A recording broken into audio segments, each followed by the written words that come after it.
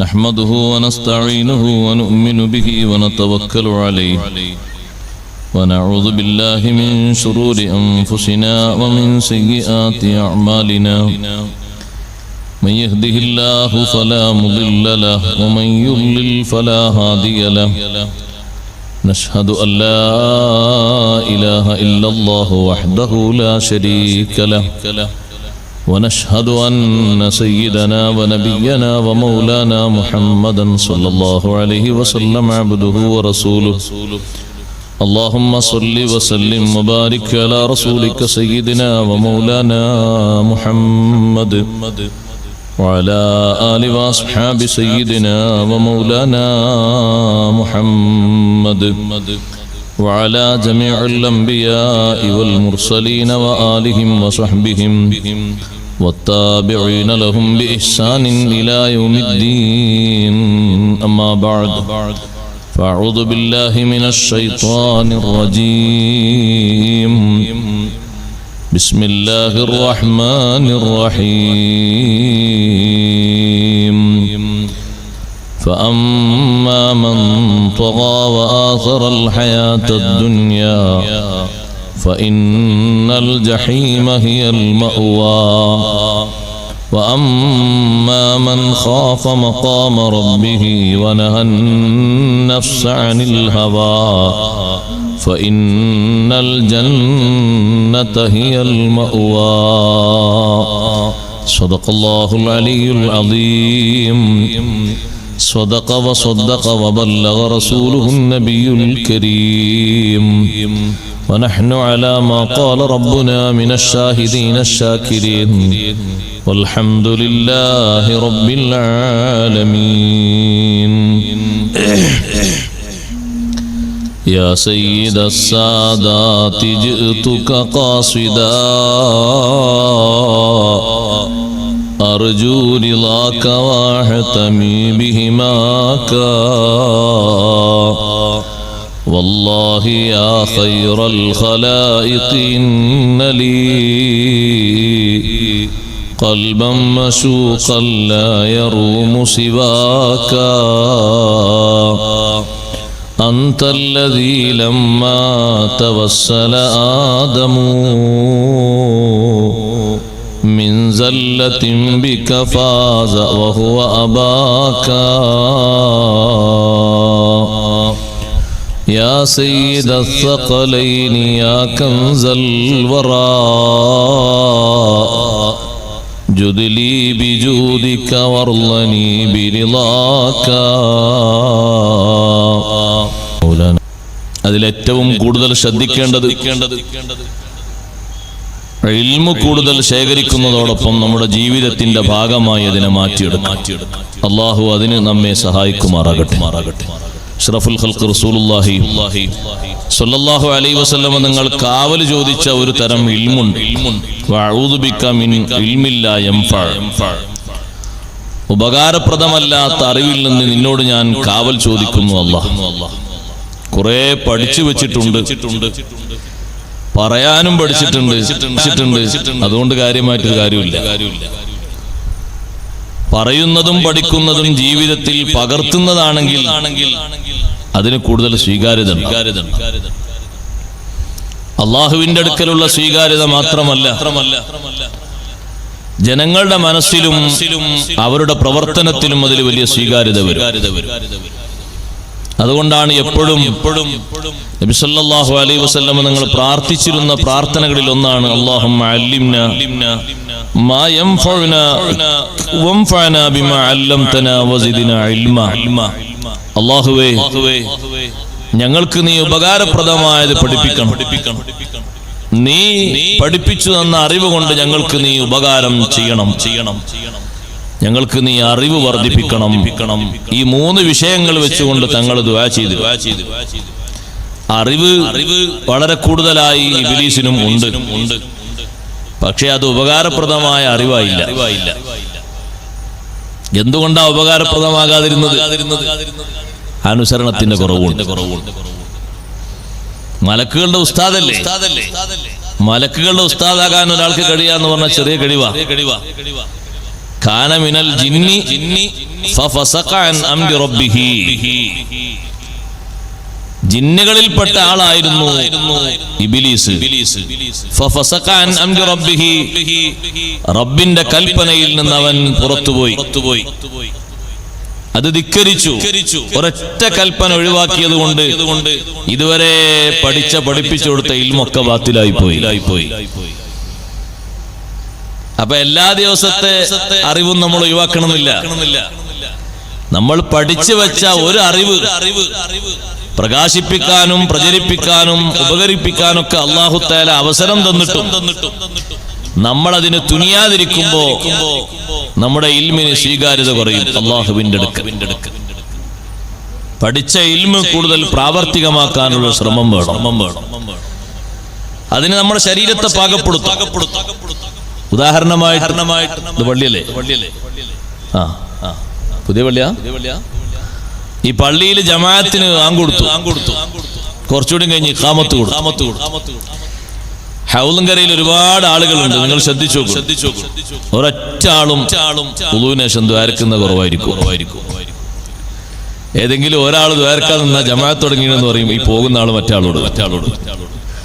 ഇപ്പൊ ദ്വാരക്കാൻ നിൽക്കുക അവിടെ ജമാഅത്ത് തുടങ്ങിയിട്ടുണ്ട്. എന്നാ ഒരു സമയത്ത് ആ ദുആ ചുരുക്കൽ സുന്നത്തുണ്ട്. ആ ജമാഅത്തല്ലാതെ വേറെ ഒരു ജമാഅത്തും അയാൾക്ക് കിട്ടൂല. എന്നാൽ ആ സുന്നത്ത് മാത്രമല്ല, ഉളൂവിന്റെ സുന്നത്തുകളൊക്കെ ചുരുക്കിയിട്ട് ഫർളിൽ മാത്രം ഒതുങ്ങിയിട്ട് ഉളൂ എടുക്കൽ, അങ്ങനെ ചുരുക്കൽ സുന്നത്തുണ്ട്. നിർബന്ധമല്ല, സുന്നത്ത്. ഒന്നാറക്കാത്ത് ചെയ്യണ്ടേ, രണ്ടാറക്കാത്ത് ചെയ്യണ്ടേ, മൂന്നാറക്കാത്ത് ചെയ്യണ്ടേ? എന്തിനീ ദുആ ഒഴിവാക്കണം? എത്ര വലിയ മഹത്വമുള്ള ദുആയാണിത്. സ്വാലിഹീങ്ങൾ ആരും ഉപേക്ഷിക്കാത്തൊരു ദുആയാണ്. അഷ്ഹദു അല്ലാ ഇലാഹ ഇല്ലല്ലാഹു വഹ്ദഹു ലാ ശരീക ലഹു വഅഷ്ഹദു അന്ന മുഹമ്മദൻ അബ്ദുഹു വറസൂലുഹു അല്ലാഹുമ്മ ജഅൽനി മിനത് തവ്വാബീന വജഅൽനി മിനൽ മുതതഹിരീന വജഅൽനി മിൻ ഇബാദികസ് സ്വാലിഹീൻ. രണ്ട് ഷഹാദത്തും പ്രഖ്യാപിച്ച ശേഷമാണ് ദുആ ചെയ്യുന്നത്. ആ ദുആഇന് കൂടുതൽ ഫലമുണ്ട്. ഫതുഹുൽ മുഈനിൽ കണ്ടില്ലേ സൈനുദ്ദീൻ മഖ്ദൂം റളിയല്ലാഹു അൻഹു ചർച്ച ചെയ്യുന്നത്, വാങ്ക് കൊടുത്ത് തീർന്നപ്പോഴാണ് ഒരാളെ ഉളൂവും തീർന്നത് എങ്കിൽ രണ്ട് ദുആവും ഒരുമിച്ച് കൂടുന്ന നേരമാണല്ലോ, എന്ത് ചെയ്യണം?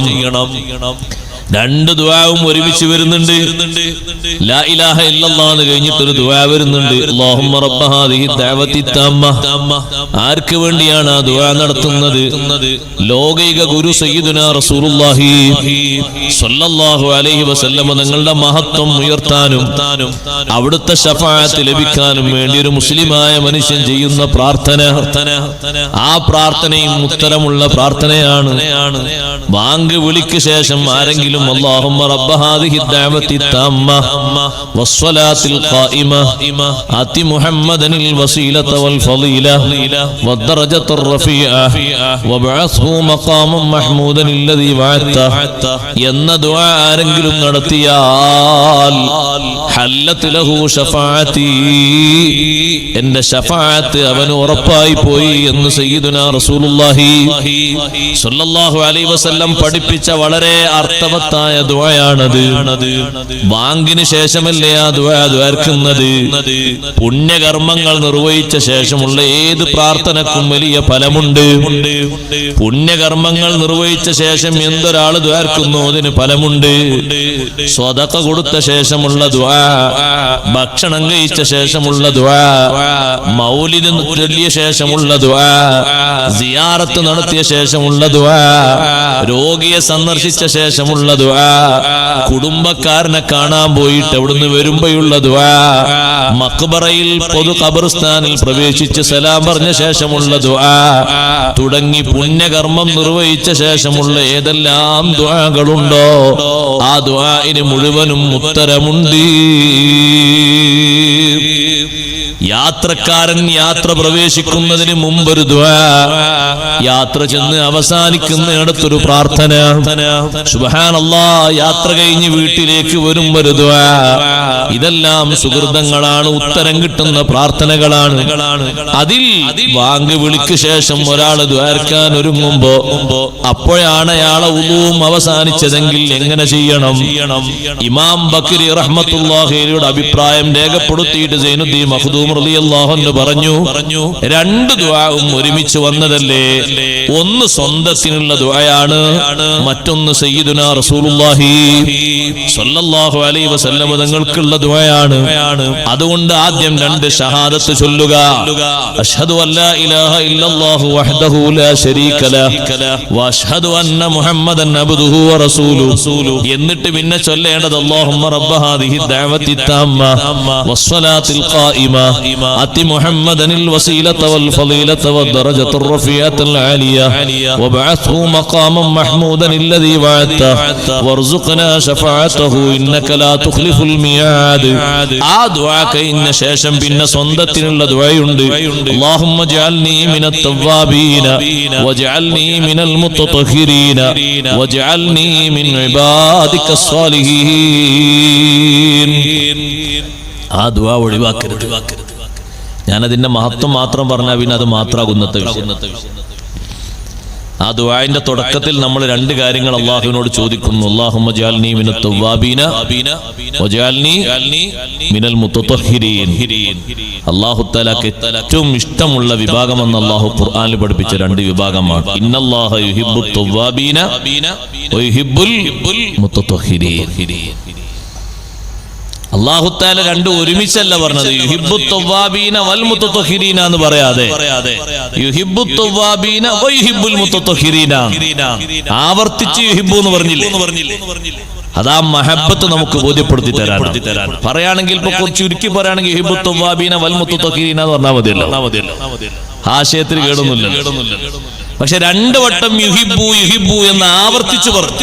യുഹിബ്ബുത് തവ്വാബീൻ, തവ്വാബീങ്ങളെ അല്ലാഹു ഇഷ്ടപ്പെടുന്നു. പാപങ്ങളിൽ നിന്ന് മോചിതരായ ആളുകളല്ലേ തവ്വാബീങ്ങൾ. അതിനാ നമ്മൾ അല്ലാഹുവിനോട് ചോദിക്കുന്നത്, ദൈനംദിനം കുറ്റം ചെയ്യുന്നവനാണ് റബ്ബേ ഞാൻ. അല്ലാഹുമ്മ ജഅൽനി മിനത് തവ്വാബീൻ. അകം എനിക്ക് നീ ശുദ്ധിയാക്കി തരണം. അകം മാത്രം ശുദ്ധിയായാൽ പോരാ. അല്ലാഹ് വജഅൽനി മിനൽ മുത്തതഹിരീൻ. എന്റെ ഭാഗ്യഭാഗത്തുള്ള അവയവങ്ങൾക്ക് ശുദ്ധി വേണം. എന്റെ കണ്ണിനും എന്റെ നാവിനും എന്റെ മൂക്കിനും എന്റെ അവയവങ്ങൾക്കും എല്ലാം ത്വഹാറത്ത് വേണം. അകവും പുറവും ശുദ്ധിയായ രണ്ട് കൂട്ടരെയും അല്ലാഹു തആലക്ക് ഇഷ്ടമാണ്. ഇന്നല്ലാഹ യുഹിബ്ബുത് തവ്വാബീന. അല്ലാഹ് ഇഷ്ടപ്പെടുന്നവരിൽ നമ്മൾ പെട്ടുകിട്ടാനാണ് നമ്മൾ ദുആർക്കുന്നത്. ദുആർക്കുമ്പോ സഹോദരങ്ങളെ, വെള്ളം ശരീരത്തിൽ നിന്ന് ഉറ്റി ഉറ്റി വീഴുന്നുണ്ട്. അപ്പോഴാണ് ഈ ചോദ്യം, അല്ലാഹുമ്മ ജഅൽനി മിനത് തവ്വാബീന. റബ്ബേ, എന്റെ ശരീരത്തിൽ നിന്ന് ഉറ്റി വീഴുന്ന വെള്ളങ്ങളുണ്ടല്ലോ, അതേ ഈ വെള്ളത്തുള്ളികൾ മുഴുവനും പാപമോചനത്തിനുള്ളതാണെന്ന് സയ്യിദുനാ റസൂലുള്ളാഹി സ്വല്ലല്ലാഹു അലൈഹി വസല്ലം തങ്ങൾ പഠിപ്പിച്ചല്ലോ. എത്ര നനവ് ശരീരത്തിൽ ബാക്കി നിൽക്കുന്നുണ്ടോ അത്രയും സമയം ഇസ്തിഗ്ഫാറുണ്ട്. അതുകൊണ്ടാണ് തോർത്തുന്നത് കറാഹത്ത് എന്ന് പറഞ്ഞത്, കുടയുന്നത് കറാഹത്ത് എന്ന് പറഞ്ഞത്. അത് ഈ നന്മയിൽ നിന്നുള്ളൊരു പിന്തിരിപ്പാണ്. ഈ നന്മ നിലനിന്ന് കിട്ടിയാൽ ഒരുപാട് ഭാഗ്യമുണ്ട്. ഉമ്മമാരെ, സഹോദരിമാരെ, സഹോദരങ്ങളെ, ഈ പ്രാർത്ഥന നിർവഹിക്കുന്ന ഒരു മനുഷ്യൻ രണ്ട് രംഗത്തും അവൻ വിജയിച്ചാൽ പിന്നെ അവൻ ചേരാനിരിക്കുന്ന ഒരു പട്ടിക ഏതാണ്? വജഅൽനി മിൻ ഇബാദിക സ്വാലിഹീൻ. തവ്വാബീങ്ങളിൽ നീ എന്നെ പെടുത്തിയാൽ, മുത്തതഹിരീങ്ങളിൽ നീ എന്നെ പെടുത്തിയാൽ, അകവും പുറവും ശുദ്ധിയുള്ളവർ അവരല്ലേ സ്വാലിഹീങ്ങള്. ആ സ്വാലിഹീങ്ങളെ കൂട്ടത്തിലും എന്നെ നീ പെടുത്തണേ അല്ലാഹ്. സ്വാലിഹീങ്ങളിൽ പെട്ട് ജീവിക്കുന്ന ആളാണോ മരിക്കുമ്പോൾ അയാൾക്ക് ഈമാൻ ഉറപ്പാണ്. മരിച്ചതിന് ശേഷമുള്ള ജീവിതം സന്തോഷമാണ്, ആഖിറത്തിലും അയാൾക്ക് സന്തോഷമാണ്. എത്ര ആളുകൾക്ക് ഈ പ്രാർത്ഥന അറിയും? പക്ഷേ അറിയാത്തവർക്കും അറിയാൻ വേണ്ടി എഴുതി വെച്ച പേപ്പറുകൾ അടക്കം ഉണ്ടായിട്ട് ഞാൻ പറഞ്ഞു വന്ന വിഷയം മറക്കരുത്. ഇൽമനുസരിച്ച് പ്രവർത്തിക്കാനുള്ള തൗഫീഖ് അല്ലാഹു നമുക്ക് ഏറ്റിത്തരട്ടെ. ജമാഅത്ത് വേറെ ഒന്ന് പ്രതീക്ഷയില്ലാത്ത രൂപത്തിലാണോ എന്നാ പിന്നെ അത്തഹിയ്യാത്തിലാണ് ഇമാമുള്ളത്, വേറെ ജമാഅത്ത് കിട്ടൂല. എന്നാ നിങ്ങൾ ഒരു കാര്യം ചെയ്തോളൂ, എന്നാ പ്രാർത്ഥന ചുരുക്കിയിട്ട് വേഗം അങ്ങ് നിസ്കാരത്തിന് ജമാഅത്തിന് പങ്കെടുത്തോളൂ. അതല്ല ജമാഅത്തിന് ഹൗലുങ്കരയിൽ ഇനിയും ഒരുപാട് ആളുകൾ പിന്നാലെ അങ്ങനെ വരുന്നുണ്ട്. ഈ പ്രാർത്ഥനയൊക്കെ നിർവഹിച്ച ശേഷം ഉള്ളിലേക്ക് കയറിയാൽ മതി, ബുദ്ധിമുട്ടൊന്നുമില്ല. ഈ പ്രാർത്ഥന നിർവഹിക്കാതെ നിർബന്ധത്തിൽ മാത്രം ചുരുക്കൽ നിർബന്ധമായ സന്ദർഭമുണ്ട്. സുന്നത്ത് ഒന്നും എടുക്കാൻ പറ്റാത്ത സമയമുണ്ട്. അത് നിസ്കാരത്തിന് തന്നെ സമയം കുറവാണ്. അപ്പൊ പിന്നെ ഉളൂവിന്റെ സുന്നത്തൊന്നും എടുക്കാൻ നേരമില്ല. ഉളൂവിന്റെ സുന്നത്ത് എടുക്കരുത്, ഉളൂവിന്റെ സുന്നത്ത് എടുക്കരുത് എന്ന് മഹാന്മാര് പറഞ്ഞപ്പോ നിർബന്ധമായി പറഞ്ഞ രൂപം രണ്ടെണ്ണമില്ലേ? വെള്ളം കുറവായതുകൊണ്ട് സുന്നത്തെടുക്കാനുള്ള വെള്ളമില്ല, എന്നാ ഫർളിൽ മാത്രം ചുരുക്കൽ നിർബന്ധമാണ്. അല്ലെങ്കിലോ സുന്നത്ത് നിർവഹിക്കാനുള്ള സമയമില്ല, നിസ്കാരത്തിന് കുറഞ്ഞ സമയമേ ഉള്ളൂ. ഈ സുന്നത്തുകൾ മൊത്തം എടുത്ത് നിർവഹിച്ചു പോകുമ്പോ അസ്റുവാൻ കൊടുത്തു പോകും. അപ്പൊ അതായിട്ട് തന്നെ കിട്ടൂല. ആ സമയത്ത് മുഖം കഴുകുക നീയത്ത് വെച്ച്, കയ്യും കഴുകുക, തലതടവുക, കാലും കഴുകുക, സുന്നത്തുകളൊന്നും ചെയ്യേണ്ട, ദിക്റും ദുആവും ഒന്നും വേണ്ട, പെട്ടെന്ന് നിസ്കാരം ലഭിക്കണം. മനസ്സിലായോ? ഈ രണ്ട് സന്ദർഭങ്ങളിലും ചുരുക്കൽ നിർബന്ധമാണ്. സുന്നത്തുകൾ ചുരുക്കൽ നിർബന്ധം. അങ്ങനെയുള്ള സന്ദർഭമല്ല ഞാൻ നേരത്തെ പറഞ്ഞത്. വാങ്ക് കൊടുത്ത് ഇഖാമത്ത് കൊടുത്ത് ജമാഅത്തൊക്കെ ഇഷ്ടംപോലെ കിട്ടും, അല്ലെങ്കിൽ ജമാഅത്ത് ഇമാമ് കൈയ്യെട്ടിയിട്ടേ ഉള്ളൂ. അപ്പൊ ദ്വാരക്കാതെ പോണോ? ദ്വാരന്നിട്ട് പോയാൽ മതി. ഇതിനെ തിരക്കൂട്ടേണ്ട ആവശ്യമല്ല. അഷ്റഫുൽ ഖൽഖ് റസൂലുള്ളാഹി സ്വല്ലല്ലാഹു അലൈഹി വസല്ലം തങ്ങളുടെ ജമാഅത്തല്ലേ ലോകത്തെ ഏറ്റവും വലിയ ജമാഅത്ത്. അതിലപ്പുറമുള്ള ജമാഅത്ത് ഉണ്ടോ? അല്ലല്ല. ഏറ്റവും വലിയ ജമാഅത്ത് നിസ്കാരം തങ്ങൾ നേതൃത്വം കൊടുക്കുന്ന ജമാഅത്തല്ലേ.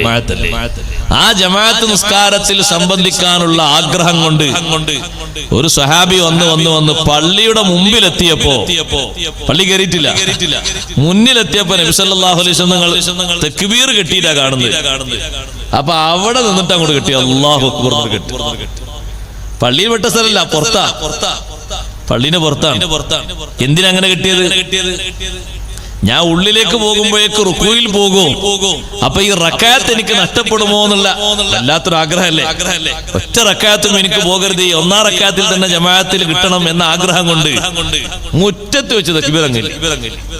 നിസ്കാരം കഴിഞ്ഞ് സലാം കിട്ടിയപ്പോൾ നബി സല്ലല്ലാഹു അലൈഹി വസല്ലം ആരാണ് മുറ്റത്തിരിക്കുന്ന? ആരാ? എല്ലാവരും പള്ളിയുടെ ഉള്ളിലാണ്, ഒരാൾ മുറ്റത്തുണ്ട്. അതാരാന്ന് വെച്ചു.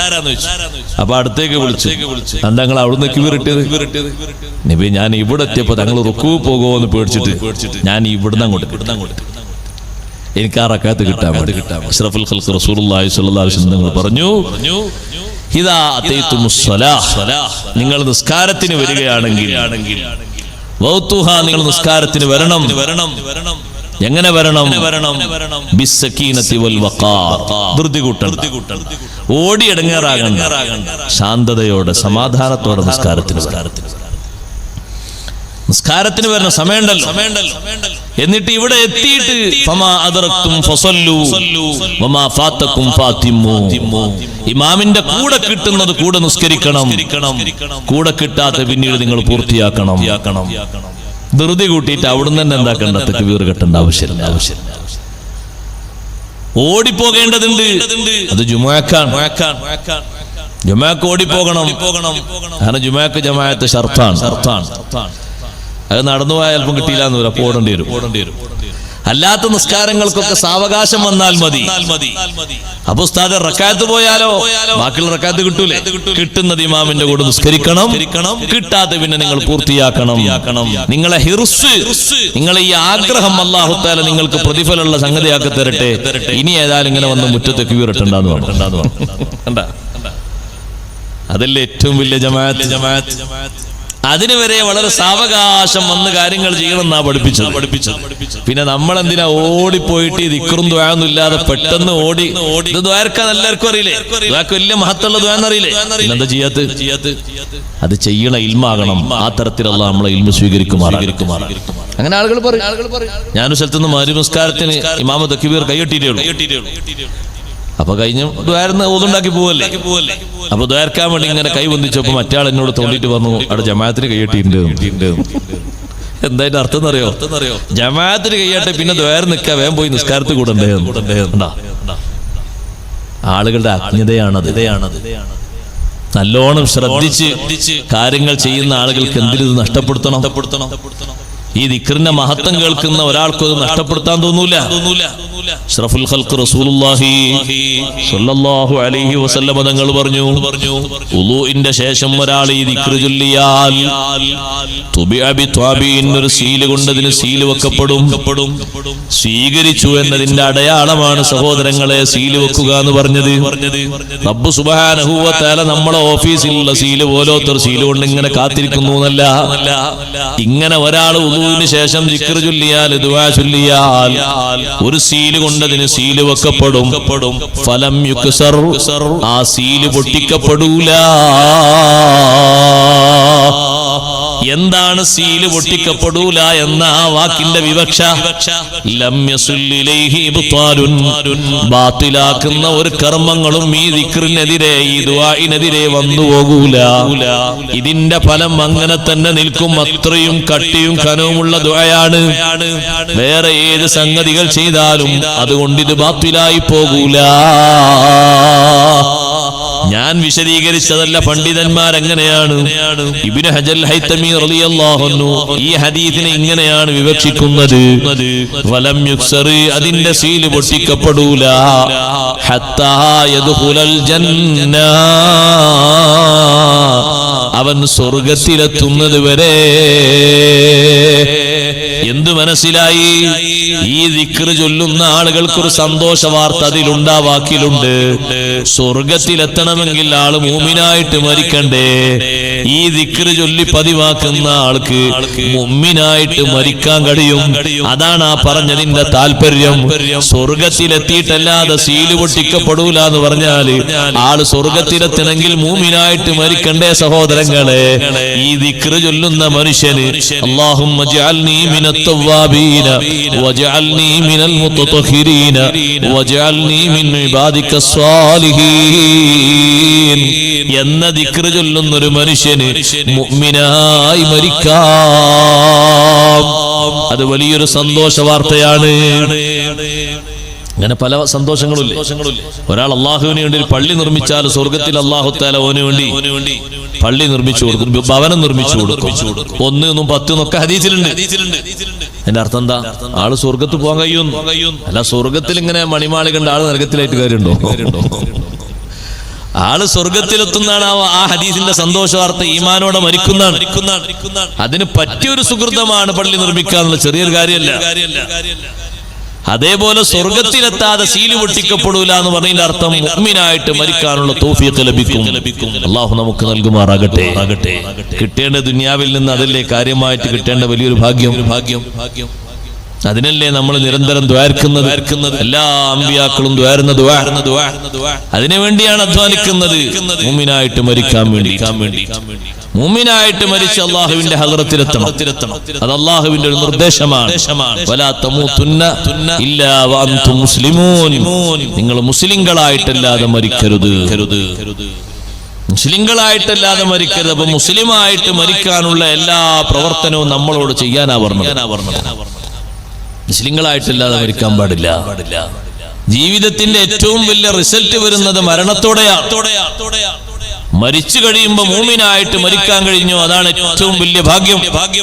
എങ്ങനെ ജീവിച്ചു എന്നതിലല്ല കാര്യമിരിക്കുന്നത്, എങ്ങനെ മരിച്ചു എന്നതിലാണ് സഹോദരങ്ങളെ കാര്യമിരിക്കുന്നത്.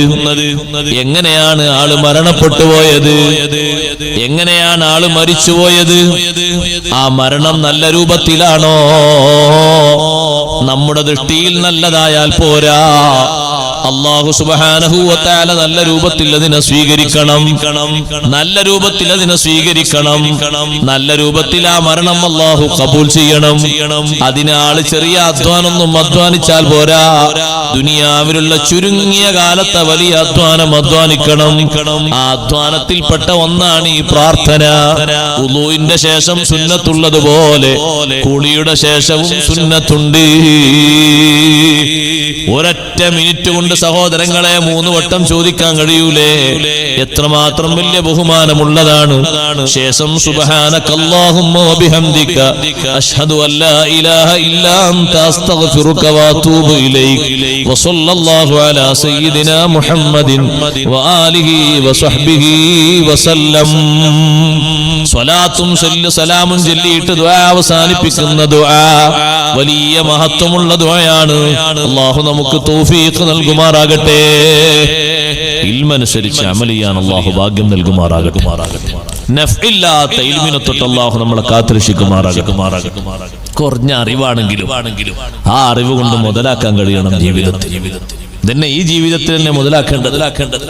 ഇനി വേറൊരു ജീവിതം അതിന് അധ്വാനിച്ച് വരാനില്ല. നമ്മുടെ ഈ ജീവിതത്തിൽ തന്നെ അമല് കൊണ്ട് മുതലാക്കി അറിയുന്ന അമലുകളൊക്കെ പകർത്ത് കഴിവിന്റെ പരമാവധി കഴിവിന്റെ പരമാവധി സൂക്ഷിച്ചുകൊണ്ട് ശ്രദ്ധിച്ചുകൊണ്ട് നിസ്കരിക്കുന്ന നിസ്കാരങ്ങൾ തന്നെ അള്ളാഹു സ്വീകരിക്കത്തക്ക വിധത്തിലാകാൻ കഠിനാധ്വാനം ചെയ്യും. അള്ളാഹു എന്റെ നിസ്കാരം സ്വീകരിക്കണം. അതിനുള്ള കുറവുകളൊക്കെ നികത്തണം. എന്റെ വുളു അള്ളാഹു സ്വീകരിക്കണം. എന്റെ കുളി അള്ളാഹു തആല സ്വീകരിക്കണം. എന്റെ തയമ്മും അള്ളാഹു തആല സ്വീകരിക്കണം. എല്ലാ കർമ്മങ്ങളും സ്വീകരിച്ചു കിട്ടണം. അതിന് പറ്റുന്ന ഇൽമു ഞാൻ നേടണം. നിസ്കരിക്കുന്ന നിസ്കാരത്തിൽ എന്റെ ഫാത്തിഹ ശരിയാകണം. എന്റെ അത്തഹിയ്യാത്തു ശരിയാകണം. എന്റെ റുക്നുകളൊക്കെ ഓരോന്നും ശരിയാകണം. ശരിയാകാൻ പറ്റുന്ന സംഭവം എന്താണെന്നറിയോ? നല്ലോണം ഇൽമുള്ള ആളുകളുടെ നിസ്കാരത്തിലേക്ക് നോക്കുമ്പോ, അവരുടെ ഖിറാഅത്ത് പഠിക്കുമ്പോ, അവരുടെ റുക്ഊഉം സുജൂദും നമ്മൾ നോക്കി പകർത്തുമ്പോ നമുക്ക് ശരിക്ക് കണ്ടുപഠിക്കാൻ ഒരു മാർഗമാണ്. അയാൾ കുറെ കാലം ഇൽമു പഠിച്ചൊരു മഹാനാണ്. ആ ഇൽമു കൊണ്ട് കുറെ അമൽ ചെയ്ത് ജീവിതം നന്നാക്കിയ മഹാനാണ്. ആ മഹാനുഭാവന്റെ നിസ്കാരം ഒരു മാറ്റമുണ്ട്. അവരെ ഖിറാഅത്ത് ഒരു വല്ലാത്ത ബഹുമാനമുണ്ട്. അതേപോലെ ഓതുക, അതേപോലെ നിസ്കരിക്കുക.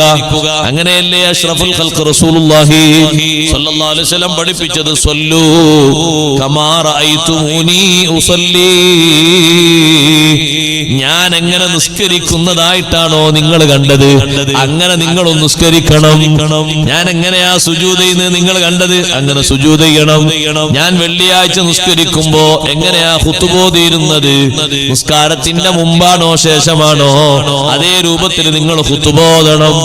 ആ ഖുതുബയിൽ ഞാൻ ഏതെല്ലാം രൂപത്തിലാണ് ഫർളുകൾ പറഞ്ഞത്, വസിയ്യത്തുകൾ പറഞ്ഞത്, അതേ രൂപത്തിൽ പറയണം. ഏത് ഭാഷയിലാണ് ഞാൻ ഖുതുബ ഓതിയത്, അതേ ഭാഷയിൽ ഖുതുബ ഓതണം. നിസ്കാരം കഴിഞ്ഞിട്ട് ഞാൻ എങ്ങനെ ഇരുന്നു, നിങ്ങളോടെങ്ങനെ ഇരിക്കാൻ കൽപ്പിച്ചു, എന്തെല്ലാം ഞാൻ ദിക്റുകൾ ചൊല്ലി പഠിപ്പിച്ചു, അതേ ദിക്റുകൾ നിങ്ങളും ചൊല്ലണം.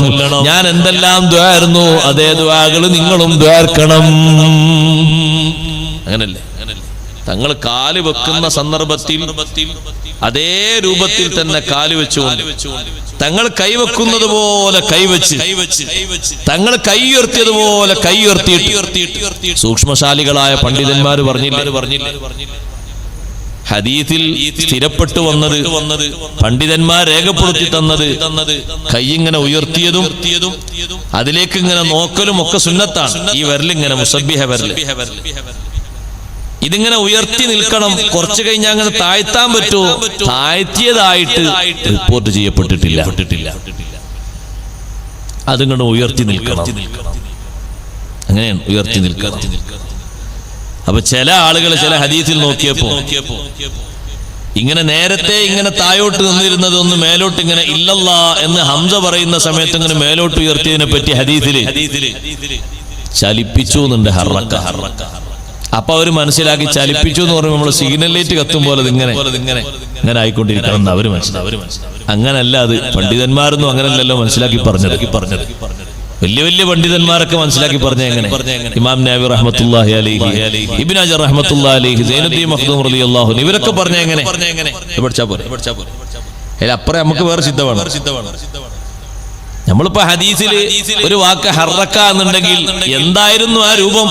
നേരത്തെ നിശ്ചലമായിരുന്നു, ഇങ്ങനെ താഴോട്ടായിരുന്നു. അപ്പൊ അവിടുന്ന് മേലോട്ടൊന്നും ഇങ്ങനെ ആക്കിയും അതിനും പറയും ഹറക്ക, അറബിയിൽ പറയും ചലിപ്പിച്ചു. ഹറക്ക എന്നുള്ള അതേ വാക്കിന് തന്നെ ഇടക്കിടക്ക് ചലിപ്പിച്ചു എന്ന് അർത്ഥമുണ്ട്. അപ്പൊ ആ അർത്ഥപ്രകാരം വെക്കുകയാണെങ്കിൽ എല്ലാ സ്ഥലത്തും അങ്ങനെ അർത്ഥം വെക്കേണ്ടി. അപ്പൊ ബുദ്ധിമുട്ടാവും. കുറെ സ്ഥലത്തൊക്കെ അങ്ങനെ വരുന്നുണ്ട്, ഒക്കെ ബുദ്ധിമുട്ടാകും അങ്ങനെ അർത്ഥം വെച്ചാൽ. അപ്പൊ അവിടെ മഹാന്മാർ വിവക്ഷിച്ച വിവക്ഷ നിങ്ങൾ നോക്ക്, എത്ര സൂക്ഷ്മതയിൽ അവർ പറഞ്ഞത്. ഇതിങ്ങനെ ഉയർത്തിയിട്ട് താഴോട്ട് താഴ്ത്തണോ?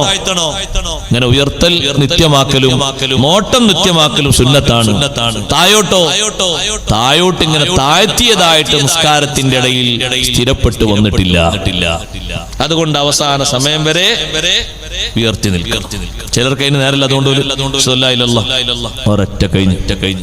ചിലരവിടെ ഹറക്കാന്നുള്ളതിന്റെ അർത്ഥം മാറ്റിയിട്ട് അവരിങ്ങനെ ഇടക്കിടക്ക് ഇങ്ങനെ.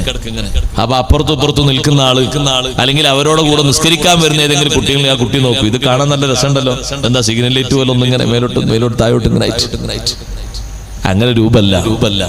അത് പുതുതായി ഒരു മനുഷ്യൻ ഉണ്ടാക്കിയതാണ്. അയാളെ പേര് പറഞ്ഞിട്ട് ഞാൻ സദസ്സ് വഷളാക്കുന്നില്ല.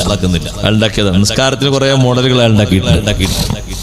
അയാൾ കഴിഞ്ഞു പോയി, ഇപ്പൊ ജീവിച്ചിരിക്കുന്ന ആളൊന്നല്ല. അയാൾ ഉണ്ടാക്കിയ ഒരു പുതിയ രൂപത്തിലുള്ള നിസ്കാരത്തിന്റെ ശൈലിയിൽപ്പെട്ട ഒന്നാണ് ഈ അനക്കം വന്നത്.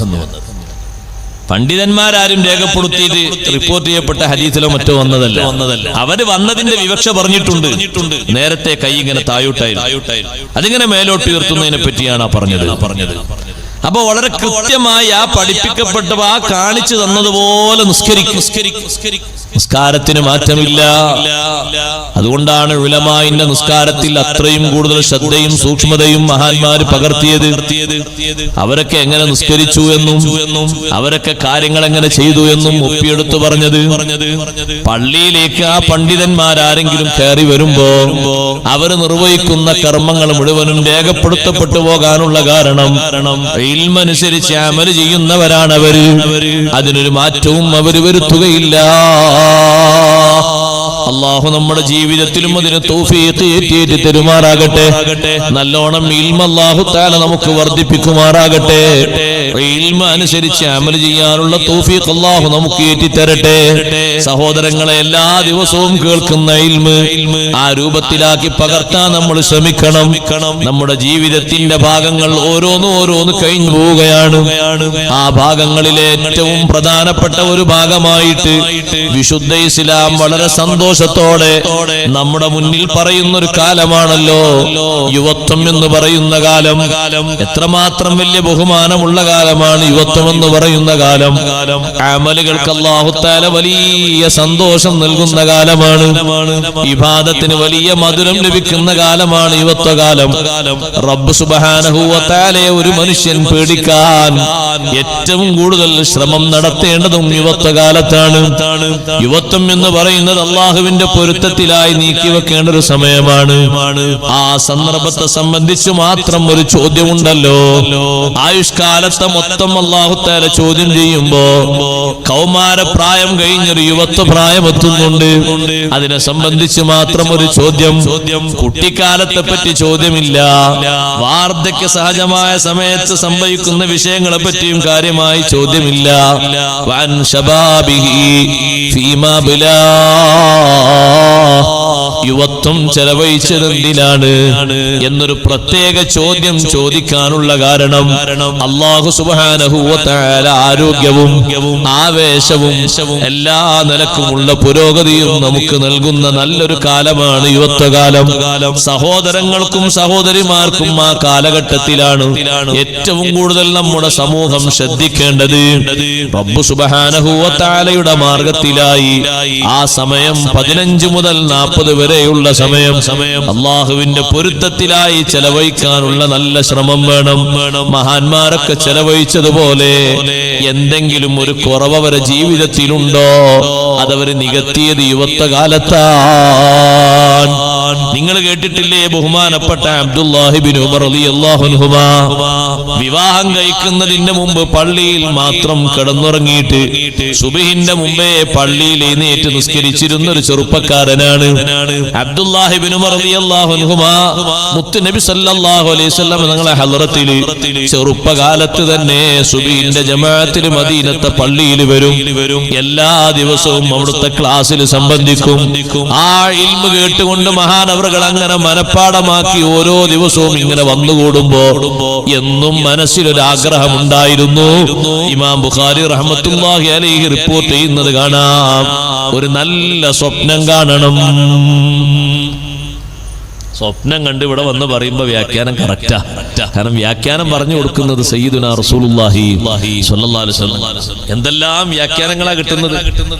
സ്വപ്നം എന്ന് പറയുമ്പോ നിങ്ങൾ സ്വർഗത്തിലാണ് എന്നാണ് അതിന്റെ അർത്ഥം. അല്ലാഹ്, അങ്ങനെ ഒരു സ്വപ്നം കിട്ടിയ രക്ഷപ്പെട്ടില്ലേ. നമ്മൾ പല സ്വപ്നങ്ങളും കാണും, പക്ഷെ അതൊന്നും പുലരാത്തതായിരിക്കും അധികം. ഇന്നിങ്ങനെ കണ്ട് രാവിലെ ആകുമ്പോഴേക്ക് വേറെ രൂപല്ലേ. ഇത് ഈ സ്വപ്നങ്ങൾ ഇങ്ങനെ കാണുന്ന സ്വഹാബത്ത് ഔലിയാക്കൾ വന്നിട്ട് അത് പറയുമ്പോ അതിന് മറുപടി പറഞ്ഞു കൊടുക്കുന്നത് ആരാ സഹോദരങ്ങളെ? ഒരിക്കലും തിരുത്താത്ത പ്രഖ്യാപനം അഷ്റഫുൽ ഖൽഖ് സ്വല്ലല്ലാഹു അലൈഹി വസല്ലം നിങ്ങൾ പറയാണ്, അല്ലാഹു തആല നിങ്ങൾക്ക് നിശ്ചയിച്ചിരിക്കുന്ന വരാനിരിക്കുന്ന ഒരു കാര്യത്തെ പറ്റിയാണ് പറഞ്ഞത്. ഒട്ടും വിഷമിക്കണ്ട. ഓരോ ദിവസവും റിസൾട്ട് പറയുമ്പോ ഇബ്നു ഉമർ റളിയല്ലാഹു അൻഹു മനസ്സിൽ പടച്ചോനെ ഒരു സ്വപ്നം ഞാനും കണ്ടിരുന്നെങ്കിൽ, എന്നിട്ട് ഇവിടെ വന്നിട്ട് അത് പറഞ്ഞിട്ട് എനിക്ക് അതിന്റെ റിപ്പോർട്ട് കിട്ടിയാൽ എത്ര വലിയ സന്തോഷം ഉണ്ടാവും. അന്ന് നല്ല യുവത്വത്തിന്റെ പ്രസരിപ്പുള്ള കാലം, അല്ല ചൊറുചുറുക്കുള്ള കാലാണ്. കല്യാണം കഴിച്ചിട്ടില്ല. അങ്ങനെ ഇബ്നു ഉമർ റളിയല്ലാഹു അൻഹു രാത്രി കിടന്നുറങ്ങുമ്പോൾ ഒരു സ്വപ്നം കണ്ടു. എന്താ സ്വപ്നം? രണ്ടാളുകൾ വന്നിട്ട് മഹാനവറുകളെ പിടിച്ചുകൊണ്ടുപോയി ഒരു കിണർ പോലെ തോന്നിക്കുന്ന ആഴത്തിലുള്ളൊരു കുഴി. ആ കുഴിയിലേക്ക് നോക്കാൻ വേണ്ടി പറഞ്ഞപ്പോ ഞാൻ ആ കുഴിയിലേക്ക് നോക്കി. ഇബ്നു ഉമർ റളിയല്ലാഹു അൻഹു പറയുന്നു, കുഴിയുടെ അടിയിലതാ കുറെ ആണുങ്ങളും പെണ്ണുങ്ങളും കത്തുന്നു. അവരെ ശരീരം കത്തുകയാണ്. അടിയിൽ നോക്കുമ്പോ മനുഷ്യന്മാരെയാ കാണുന്നത്, പുരുഷന്മാരുമുണ്ട് സ്ത്രീകളുമുണ്ട്.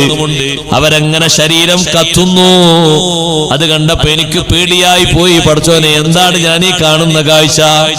ഉടനെ തന്നെ മറ്റൊരാള്, മൂന്നാമത്തെ ഒരാള് വന്നിട്ട് എന്നോട് പറഞ്ഞു, ലം തുറഅ്, നിങ്ങൾ പേടിക്കണ്ട, നിങ്ങൾ ഈ കുടിയിലേക്കൊന്നും വന്ന് വീഴുന്ന ആളല്ല. ഇത് കണ്ട് ഞാൻ അങ്ങ് ഉണർന്നു. ഇതിപ്പോ രാവിലത്തെ ആ മജ്‌ലിസിൽ പോയി പറയാൻ എനിക്ക് തോന്നിയില്ല. കാരണം കണ്ടത് ഇങ്ങനെയല്ലേ, കണ്ടത് നരകമാണ് എന്ന് എന്റെ തോന്നലിൽ, എന്റെ കാഴ്ചയിൽ തന്നെ എനിക്ക് മനസ്സിലായി. പക്ഷെ ഞാൻ ഈ കണ്ടതിന്റെ വ്യാഖ്യാനം എനിക്കറിയണം. ഞാനത് നേരെ പെങ്ങളോട് പോയി പറഞ്ഞു കൊടുത്തു. പെങ്ങളെ വീട്ടിലും റൂമിലും നബി സല്ലല്ലാഹു അലൈഹി വസല്ലം വരുമല്ലോ. ഹഫ്സ ബീവി റളിയല്ലാഹു അൻഹയോട് പോയിട്ട് പറഞ്ഞു, പെങ്ങളെ, ഇവിടെ നബി സല്ലല്ലാഹു അലൈഹി വസല്ലം വരുമ്പോ ഇങ്ങനെ ഒരു വിഷയം ചോദിക്കണം. മജ്‌ലിസിൽ വെച്ച് പറയാൻ ഒരു സ്വപ്നം ഞാൻ ഇങ്ങനെ കാത്തു കഴിയുകയായിരുന്നു. പക്ഷേ കണ്ടത് ഇങ്ങനെയാണ്. ഇതാ സദസ്സിൽ പോയി പറയാൻ എനിക്ക് ധൈര്യമില്ല. അതുകൊണ്ട് തങ്ങൾ ഇങ്ങോട്ട് വരുമ്പോ ഇതൊന്ന് ചോദിക്കണം. എന്നെ രണ്ടാളുകൾ രാത്രിയിൽ പിടിച്ചുകൊണ്ടുപോയിട്ട് ആഴമുള്ള ഒരു കിണർ പോലത്തെ ഒരു കുഴി എന്നെ കാണിച്ചു. അതിന്റെ ഉള്ളിലേക്ക് ഞാൻ നോക്കുമ്പോ ആണുങ്ങളും പെണ്ണുങ്ങളും അങ്ങനെ കത്തി വരുന്നു. ഞാൻ അതിൽ വീണുപോകുമോ എന്ന് പേടിച്ചുപോയി. അഷ്റഫുൽ ഖൽഖ് റസൂലുള്ളാഹി സ്വല്ലല്ലാഹു അലൈഹി വസല്ലം ഹഫ്സ റളിയല്ലാഹു അൻഹയുടെ അടുത്തേക്ക് വന്നപ്പോ സ്വന്തം സഹോദരൻ കണ്ട ഈ സ്വപ്നത്തെ പറ്റി ഹഫ്സ ബീവി റളിയല്ലാഹു അൻഹ പറഞ്ഞു, ഇങ്ങനെ എന്റെ സഹോദരൻ ഒരു സ്വപ്നം കണ്ടിട്ടുണ്ട്, അതിന്റെ വ്യാഖ്യാനം പറഞ്ഞു തരാൻ പറഞ്ഞിട്ടുണ്ട്. അങ്ങനെ ഒരു സ്വപ്നത്തിന്റെ കാഴ്ച സ്വഹാബിമാർക്ക് വരുന്നത് വളരെ ബഹുദൂരായിട്ടല്ലേ കാണേണ്ടത്. കാരണം അവരെ ഈമാൻ ഇഖ്ലാസ് എത്ര വലുതാണ്. അഷ്റഫുൽ ഖൽഖ് സ്വല്ലല്ലാഹു അലൈഹി വസല്ലം പറഞ്ഞു, കണ്ടത് നരകം തന്നെയാണ്. നരകം തന്നെ കണ്ടത്. കാരണം മനുഷ്യന്മാരെ കത്തിക്കുന്ന സ്ഥലം തന്നെ ഏതാ? ആളുകളെ കത്തിക്കുന്ന സ്ഥലം നരകല്ലേ. വഖൂദുഹന്നാസു വൽ ഹിജാറ. ആ നരകത്തിലെ വിറക് മനുഷ്യന്മാരും കല്ലുകളുമാണ്. അത് എല്ലാ പാറക്കല്ലുകളും അല്ല സഹോദരങ്ങളെ. ദുനിയാവിൽ ഏറ്റവും ചൂടുള്ള പൊട്ടി പൊട്ടി പൊട്ടി കഷ്ണങ്ങളായി മാറുന്ന കല്ലുണ്ട്, കിബിരീത്ത് എന്ന് പറയുന്ന കല്ല്. ചൂട് കൂടുതലുള്ള പാറക്കല്ലുകളാണ് നരകത്തിലിട്ട് കത്തിക്കുന്നത്. എല്ലാ പാറക്കല്ലുകളെയുമല്ല, മനുഷ്യന്മാരെയും അതിലിട്ട് കത്തിക്കപ്പെടുന്നു. ആ നരകത്തെ തൊട്ട് അല്ലാഹു കാത്ത് രക്ഷിക്കട്ടെ. ആ നരകം തന്നെയാണ് കണ്ടത്. പക്ഷേ നബി സല്ലല്ലാഹു അലൈഹി വസല്ലം നിങ്ങളെ വ്യാഖ്യാനം നിഅമർ റജുലു അബ്ദുല്ലാഹി ഇബ്നു ഉമർ തങ്ങൾ നല്ല വ്യക്തിയാണ്, നല്ല ചെറുപ്പക്കാരനാണ്, നല്ല യുവാവാണ്. ഒരു ചെറിയ കുറവും കൂടിയുണ്ട്. അതുകൊണ്ട് നികത്തിയാൽ ഇങ്ങനെയുള്ള സ്വപ്നമൊന്നും കാണൂല. ലൗകാന യുസല്ലി ബില്ലൈൽ. ചെറുപ്പക്കാരനായ അബ്ദുല്ലാഹി ഇബ്നു ഉമർ തങ്ങളോട് പറയുന്നു, രാത്രിയിലെ നിസ്കാരം കൂടി ഉണ്ടായിരുന്നെങ്കിൽ. ഫർള് നിസ്കാരമുണ്ട്, സുന്നത്ത് നിസ്കാരമുണ്ട്. സുന്നത്ത് നിസ്കാരങ്ങളിൽ ഏറ്റവും ശ്രേഷ്ഠതയുള്ള സുന്നത്ത് നിസ്കാരം, ഫർള് നിസ്കാരം കഴിഞ്ഞാൽ ഏറ്റവും ബഹുമാനമുള്ള നിസ്കാരം സ്വലാത്തുൽ ലൈൽ, തഹജ്ജുദ് നിസ്കാരമാണ്. സഹോദരങ്ങളെ, വാള് ദീർഘിപ്പിച്ചുകൊണ്ട് നിങ്ങളെ തഹജ്ജുദൊന്നും ഞാൻ മുടക്കൂല. അതിനൊക്കെ ഇവിടുന്ന് വീട്ടിൽ പോയാലും നിങ്ങൾക്ക് സമയം കിട്ടും. 2 മണിക്കൂർ 3 മണിക്കൂർ മാത്രം ഉറങ്ങുന്ന ആലിമീങ്ങൾ നമ്മുടെ നാട്ടിലുണ്ട്. രാത്രി സമയത്ത് മുഴുവനും അവർ ഉറങ്ങുന്നില്ല. 11-12 മണിയാകുമ്പോ കിടന്നുറങ്ങുന്ന ആലിമീകള് 3:30 മണി 4 മണിയാകുമ്പോ എന്നും എഴുന്നേൽക്കുന്നു, തഹജ്ജുദ് നിസ്കരിക്കുന്നു. വളരെ ചെറിയ പ്രായത്തിൽ അവർ തുടങ്ങിയതാണ്. ചെറുപ്പക്കാരനായ യുവാവായ അബ്ദുല്ലാഹി ഇബ്നു ഉമർ തങ്ങളോട് മുത്തുനബി സല്ലല്ലാഹു അലൈഹി വസല്ലം ആ യുവത്വത്തിനെ ഒന്നുകൂടി ശാക്തീകരിക്കാൻ വേണ്ടി, സ്വർഗലോകത്തേക്ക് ഒന്നുകൂടി കൊണ്ടുപോകാൻ വേണ്ടി, നരകം ഒരിക്കലും കാണാതിരിക്കാൻ വേണ്ടി തങ്ങൾ പറഞ്ഞു കൊടുക്കുന്നൊരു മരുന്നെന്താണ്? ഇബാദത്താണ്, തഹജ്ജുദ് നിസ്കാരമാണ്. ഈ സ്വപ്നത്തിന്റെ വ്യാഖ്യാനം പെങ്ങൾ പറഞ്ഞപ്പോ അബ്ദുല്ലാഹി ഇബ്നു ഉമർ റളിയല്ലാഹു അൻഹുമാ യുവത്വത്തിലാണ് സഹോദരങ്ങളെ ഇത് കാണുന്നത്. ഫകാന ലാ യനാമു മിനൽ ലൈലി ഇല്ലാ ഖലീലാ.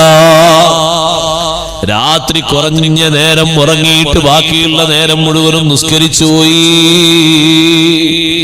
അഷ്റഫുൽ ഖൽഖ് റസൂലുള്ളാഹി സ്വല്ലല്ലാഹു അലൈഹി വസല്ലം തങ്ങളെ ചാണോട് പിൻപറ്റിയ സ്വഹാബിയാണ്. തങ്ങൾ ധരിച്ചതുപോലുള്ള ചെരുപ്പ് മാത്രമേ ജീവിതത്തിൽ ധരിച്ചിട്ടുള്ളൂ, വേറെ ഒരു ചെരുപ്പും ധരിക്കാറില്ല.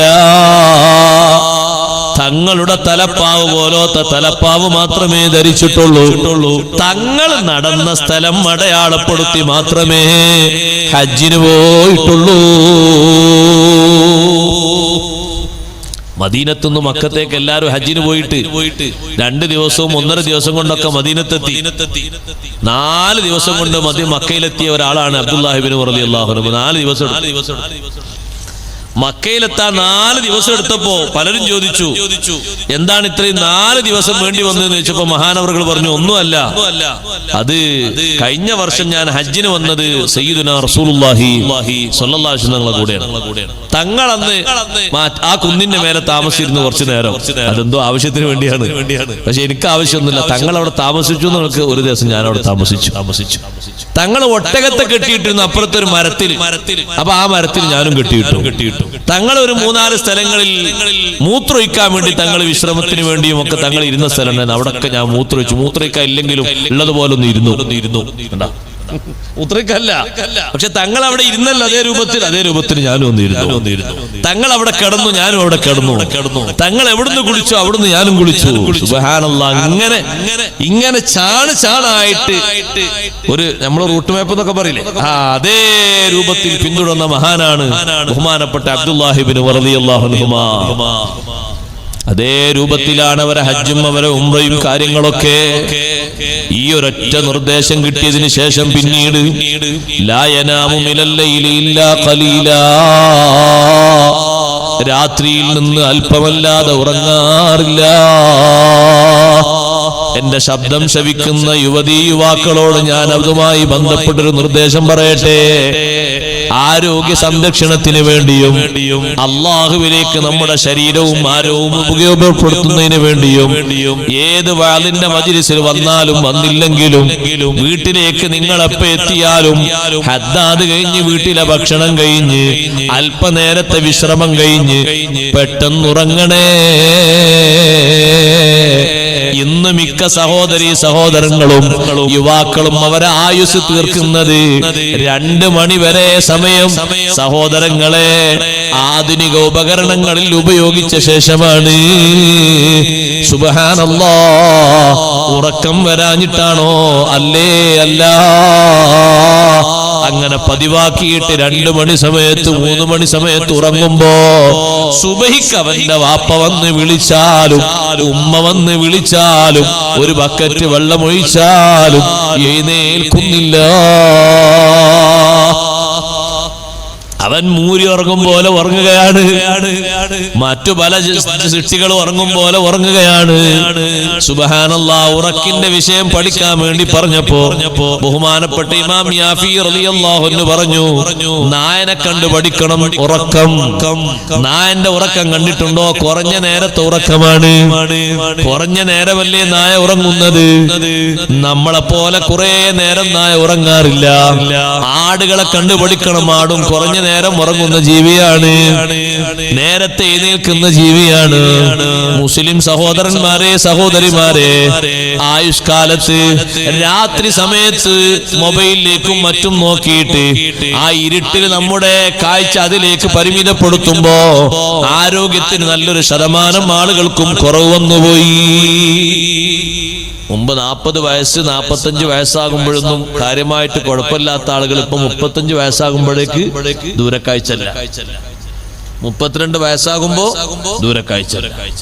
ഏതൊരു 2-3 മീറ്റർ അപ്പുറത്ത് ഇവിടെ നിൽക്കുന്ന ആളോട് ഇപ്പൊ എന്താണ് ആ മക്കാമിന്റെ ആ കവാടത്തിൽ അവിടെ എഴുതി വെച്ചെന്ന് ചോദിച്ചാല്, ഇപ്പൊ ഒരാളെ വിളിച്ചിട്ട് വെച്ചാൽ അവിടെ എന്തോ ഇങ്ങനെ കാണുന്നുണ്ട് എന്നയാൾ പറയും.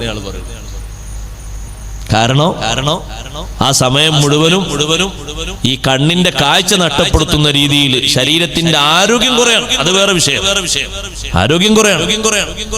രാത്രി നല്ല ഒരു സമയം ഉറങ്ങിയിട്ട് ആരോഗ്യം സ്വീകരിക്കാനല്ലേ ഇസ്ലാമിന്റെ നിർദ്ദേശം. ആ സമയത്ത് ഉറങ്ങാതെ പിന്നെ ആ സമയത്താണ് ഉറങ്ങുന്നത്, ഉറങ്ങേണ്ടതല്ലാത്ത സമയത്ത്. അപ്പൊ നമ്മളെ യുവത്വത്തിന് ഒരു മുരടിപ്പ് മാത്രമാണ് ലഭിക്കുന്നത്, സന്തോഷം ലഭിക്കുന്നില്ല. ഭാവിയിൽ വാർദ്ധക്യത്തിന് സന്തോഷിക്കാനുള്ള വകുപ്പ് യുവത്വത്തിൽ ഉണ്ടാക്കിയെടുക്കണം. ആരോഗ്യ സമയത്ത് അധ്വാനിക്കണം, എന്നാൽ അനാരോഗ്യ സമയത്ത് മുതലാക്കാൻ കഴിയും. 50-60 ആയിട്ട് ഇബാദത്ത് എടുക്കാൻ ആരും കരുതരുത്. അങ്ങനെയല്ല കരുതേണ്ടത്. ആരോഗ്യമുള്ള സമയത്താണ് നന്നായി ഇബാദത്ത് എടുക്കേണ്ടത്. അപ്പൊ പിന്നെ അനാരോഗ്യ സമയത്ത് കഴിഞ്ഞ കാലത്തെ സംബന്ധിച്ച് ചിന്തിച്ച് സന്തോഷിക്കാനെങ്കിലും ഉണ്ടാകും. ഇപ്പൊ അനാരോഗ്യം വന്നല്ലോ, സാരമില്ല. കഴിഞ്ഞ കാലഘട്ടത്തിൽ ഇഷ്ടം പോലെ ചെയ്തിട്ടില്ലേ, സന്തോഷമുണ്ട്. 4-5 ദിവസം മുമ്പ് തൃശ്ശൂർ ഭാഗത്തേക്കൊരു വാളിന് പോയപ്പോ എന്റെ ഒരു സുഹൃത്തിന്റെ വീട്ടിൽ ഞാൻ കയറി. ഒന്ന് സന്തോഷത്തിന് വേണ്ടി ചായ കുടിക്കാൻ വേണ്ടി കയറിയതാണ്. വാള് കഴിഞ്ഞ് വരുമ്പോ അവിടെ ഉണ്ടൊരു ഉപ്പ. ആ ഉപ്പ പറയുന്നത്, ഉസ്താദേ ഇപ്പൊ വലിയ സങ്കടമുണ്ട്, ഖുർആനോദാന് കണ്ണിന് കാഴ്ച കിട്ടുന്നില്ല, ഷുഗർ കൂടിയിട്ട് കാഴ്ച നഷ്ടപ്പെട്ടു പോയി കൊണ്ടിരിക്കുകയാണ്. അല്ലാഹു ശിഫ നൽകുമാറാകട്ടെ. കാഴ്ച തകരാറായി പോയാൽ ഒരുപാട് സംഗതികൾ മുടങ്ങിപ്പോകൂലേ സഹോദരങ്ങളെ. പക്ഷേ ആ ഉപ്പ പറഞ്ഞൊരു വാക്ക് എന്നെ വല്ലാതെ സന്തോഷിപ്പിച്ചു. എന്റെ ചെറുപ്പകാലം മുതൽക്ക് എന്റെ ജീവിതത്തിലെ പതിവാണ് മഗ്രിബ് കഴിഞ്ഞാൽ ഇശാ വരെ ഖുർആൻ നോക്കി ഓതുന്ന പതിവ്. അതെനിക്കേറെ സന്തോഷമായി.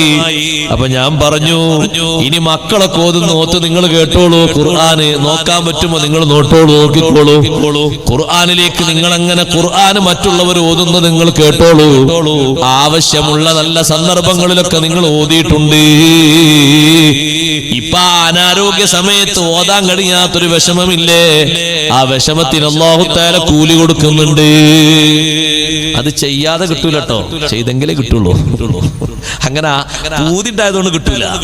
ആരോഗ്യമുള്ള സമയത്ത് ഇബാദത്തെടുത്ത് യുവത്വത്തിൽ നല്ല പ്രസരിപ്പോടെ അധ്വാനിച്ച് നടന്നാൽ ഹദീസിൽ എന്താ പറഞ്ഞത്? അനാരോഗ്യം വന്നാൽ കുത്തിബ ലഹു മാ കാന യഅമലു ഫീ സിഹത്തിഹി. ആരോഗ്യമുള്ള സമയത്ത് അമല് ചെയ്യുന്നതിന് കണക്കാക്കിയിട്ട് അവന്റെ അമല് രേഖപ്പെടുത്തപ്പെടും. ആ നല്ല യുവത്വ പ്രസരിപ്പുള്ള കാലത്ത് ഓരോ ദിവസവും കഴിവിന്റെ പരമാവധി ഖുർആൻ നോക്കി ഓതിരുന്ന ആളാ, തഹജ്ജുദ് നിസ്കരിച്ചിരുന്ന ആളാ, സുന്നത്തൊക്കെ പതിവാക്കിയിരുന്ന ആളാണ്. ഇപ്പൊ അനാരോഗ്യം കൊണ്ടുള്ളൊരു വിഷമല്ലേ? അല്ലാഹു തആല നേരത്തെ ഓതിയതിന്റെ കണക്കനുസരിച്ച് ഓരോ ദിവസവും ഓതിയതായിട്ടുള്ള കണക്ക് രേഖപ്പെടുത്തി. ഇപ്പൊ ചെയ്യാതെ മോഹം കൊണ്ട് അപ്പൊ കിട്ടൂല. അപ്പൊ നമുക്ക് മോഹം അധികരിക്കും. അനാരോഗ്യ സമയത്ത് മോഹം കൂടി വരും, താല്പര്യം കൂടി വരും. പക്ഷെ കഴിയൂലല്ലോ. ആരോഗ്യമുള്ള സമയത്ത് ചെയ്തിട്ടുണ്ടോ? ചെയ്തിട്ടില്ല. പിന്നെന്താ കിട്ടാനുള്ളത്? അതുകൊണ്ട് ആരോഗ്യമുള്ള സമയമാണത് മുതലാക്കണം. രക്ഷിതാക്കളോട് പറയട്ടെ, നമ്മുടെ കുട്ടികൾ ചെറുപ്പക്കാരികളോട് രാത്രി സമയത്ത് ഉപകരണങ്ങളിൽ നോക്കി ഉറക്കമൊഴിക്കരുത് എന്ന് പ്രത്യേകം നിർദ്ദേശിക്കണം. ഉറങ്ങേണ്ട നേരത്തെ അവരെ ഉറക്കിപ്പിക്കണം. എന്നിട്ട് കണ്ണിന്റെ ഭംഗി നിലനിർത്തിയിട്ട് സുബ്ഹിന്റെ മുമ്പ് എഴുന്നേറ്റുകൊണ്ട് തഹജ്ജുദ് നിസ്കരിക്കണം. സുബ്ഹാനല്ലാഹ്, മഹാന്മാര് ആരോഗ്യകാലത്ത് യുവത്വകാലത്ത് അവരെ ശരീരങ്ങളെ സംരക്ഷിച്ചപ്പോൾ അല്ലാഹു സുബ്ഹാനഹു വ തആല അവരുടെ ദുആഇന് വലിയ ഇജാബത്ത് നൽകി. അവരുടെ ശരീരത്തിലെ അവര് അല്ലാഹുവിനെ പേടിച്ചുകൊണ്ട് തെറ്റുകുറ്റങ്ങളിൽ നിന്ന് മാറി നിൽക്കാൻ കാരണമായ രീതിയിൽ അവർ ജീവിച്ചപ്പോ അവരുടെ പ്രാർത്ഥനകൾക്ക് അല്ലാഹു വലിയ ഫലം നൽകി. നിങ്ങൾ നോക്ക്, ബഹുമാനപ്പെട്ട റൂഹുല്ലാഹി ഈസാ അലൈഹിസ്സലാം, ഈസാ നബി അലൈഹിസ്സലാം ജനങ്ങളെയും കൂട്ടിയിട്ട് മഴയ്ക്ക് വേണ്ടി പ്രാർത്ഥിക്കാൻ വേണ്ടി പുറപ്പെട്ടു. എല്ലാ മനുഷ്യന്മാരെയും കൂട്ടിയിട്ടുണ്ട്. ചെറിയ കുട്ടികളുണ്ട്, ചെറുപ്പക്കാരുണ്ട്, വലിയ വലിയ ആളുകളുണ്ട്, മൃഗങ്ങളുണ്ട്, സ്ത്രീകളുണ്ട്. എല്ലാവരെയും കൂട്ടി മഴയ്ക്ക് വേണ്ടി ദ്വാരക്കാൻ പോയപ്പോ റബ്ബ് സുബ്ഹാനഹു വ തആല പറഞ്ഞു, ഈസാ നബിയെ നിങ്ങൾ മഴയ്ക്ക് വേണ്ടി ചോദിക്കരുത്. മഅക ഖത്താ, നിങ്ങളോടൊപ്പം ഒരുപാട് തെറ്റുകുറ്റങ്ങൾ ചെയ്ത ആളുകളുണ്ട്, ഒരുപാട് തെറ്റുകൾ ചെയ്ത ആളുകൾ നിങ്ങളെ കൂട്ടത്തിലുണ്ട്. അതുകൊണ്ട് ആദ്യം അവരോടൊന്ന് തൗബ ചെയ്യാൻ പറയണം. എന്നിട്ട് അവർ തൗബ ചെയ്ത ശേഷം നിങ്ങൾ ദുആ ചെയ്യൂ. ഈസാ നബി അലൈഹിസ്സലാം ജനങ്ങളോട് പറഞ്ഞു, ജനങ്ങളെ, മൻ കാന മിൻ അഹ്ലിൽ ഖതായാ ഫല്യതസിൽ, കുറ്റം ചെയ്ത മെമ്പർമാരിൽപ്പെട്ട ആളുകളൊക്കെ അകന്നു നിന്നിട്ട് തൗബ ചെയ്യട്ടെ. ഒറ്റക്കൊറ്റക്ക് ഓരോ ഭാഗത്ത് നിന്ന് മനസ്സ് പൊട്ടിയിട്ട് ഇനി മേലാൽ ചെയ്യൂലാന്ന് അല്ലാഹുവിന്റെ മുന്നിൽ കരഞ്ഞുകൊണ്ട് തൗബ ചെയ്തോ. മഴ വേണോ? നിങ്ങൾ ആദ്യം തൗബ ചെയ്യണം.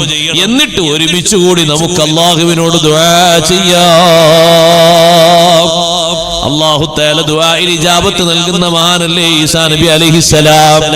പക്ഷേ കൂടെ വന്ന ജനങ്ങളിൽ ഒരുപാട് തെറ്റുകുറ്റങ്ങൾ ചെയ്ത ആളുകൾ ഉള്ളതുകൊണ്ട് ആദ്യം ഒന്ന് അവരോട് തൗബ ചെയ്ത് പ്രതിജ്ഞ എടുക്കാൻ പറഞ്ഞതാണ്. എന്നിട്ട് നിങ്ങൾ കൂടെ വന്നിട്ടൊന്ന് ദുആ ചെയ്യൂ. എല്ലാരും മാറി നിൽക്കുന്നു. അപ്പൊ ആളുകളൊക്കെ ഓരോ ഭാഗത്തേക്ക് തൗബക്ക് വേണ്ടി മാറിപ്പോയി. ഇല്ല റജുലുൻ, ഒരാൾ മാത്രം മാറി നിൽക്കണില്ല. അയാൾ അങ്ങനെ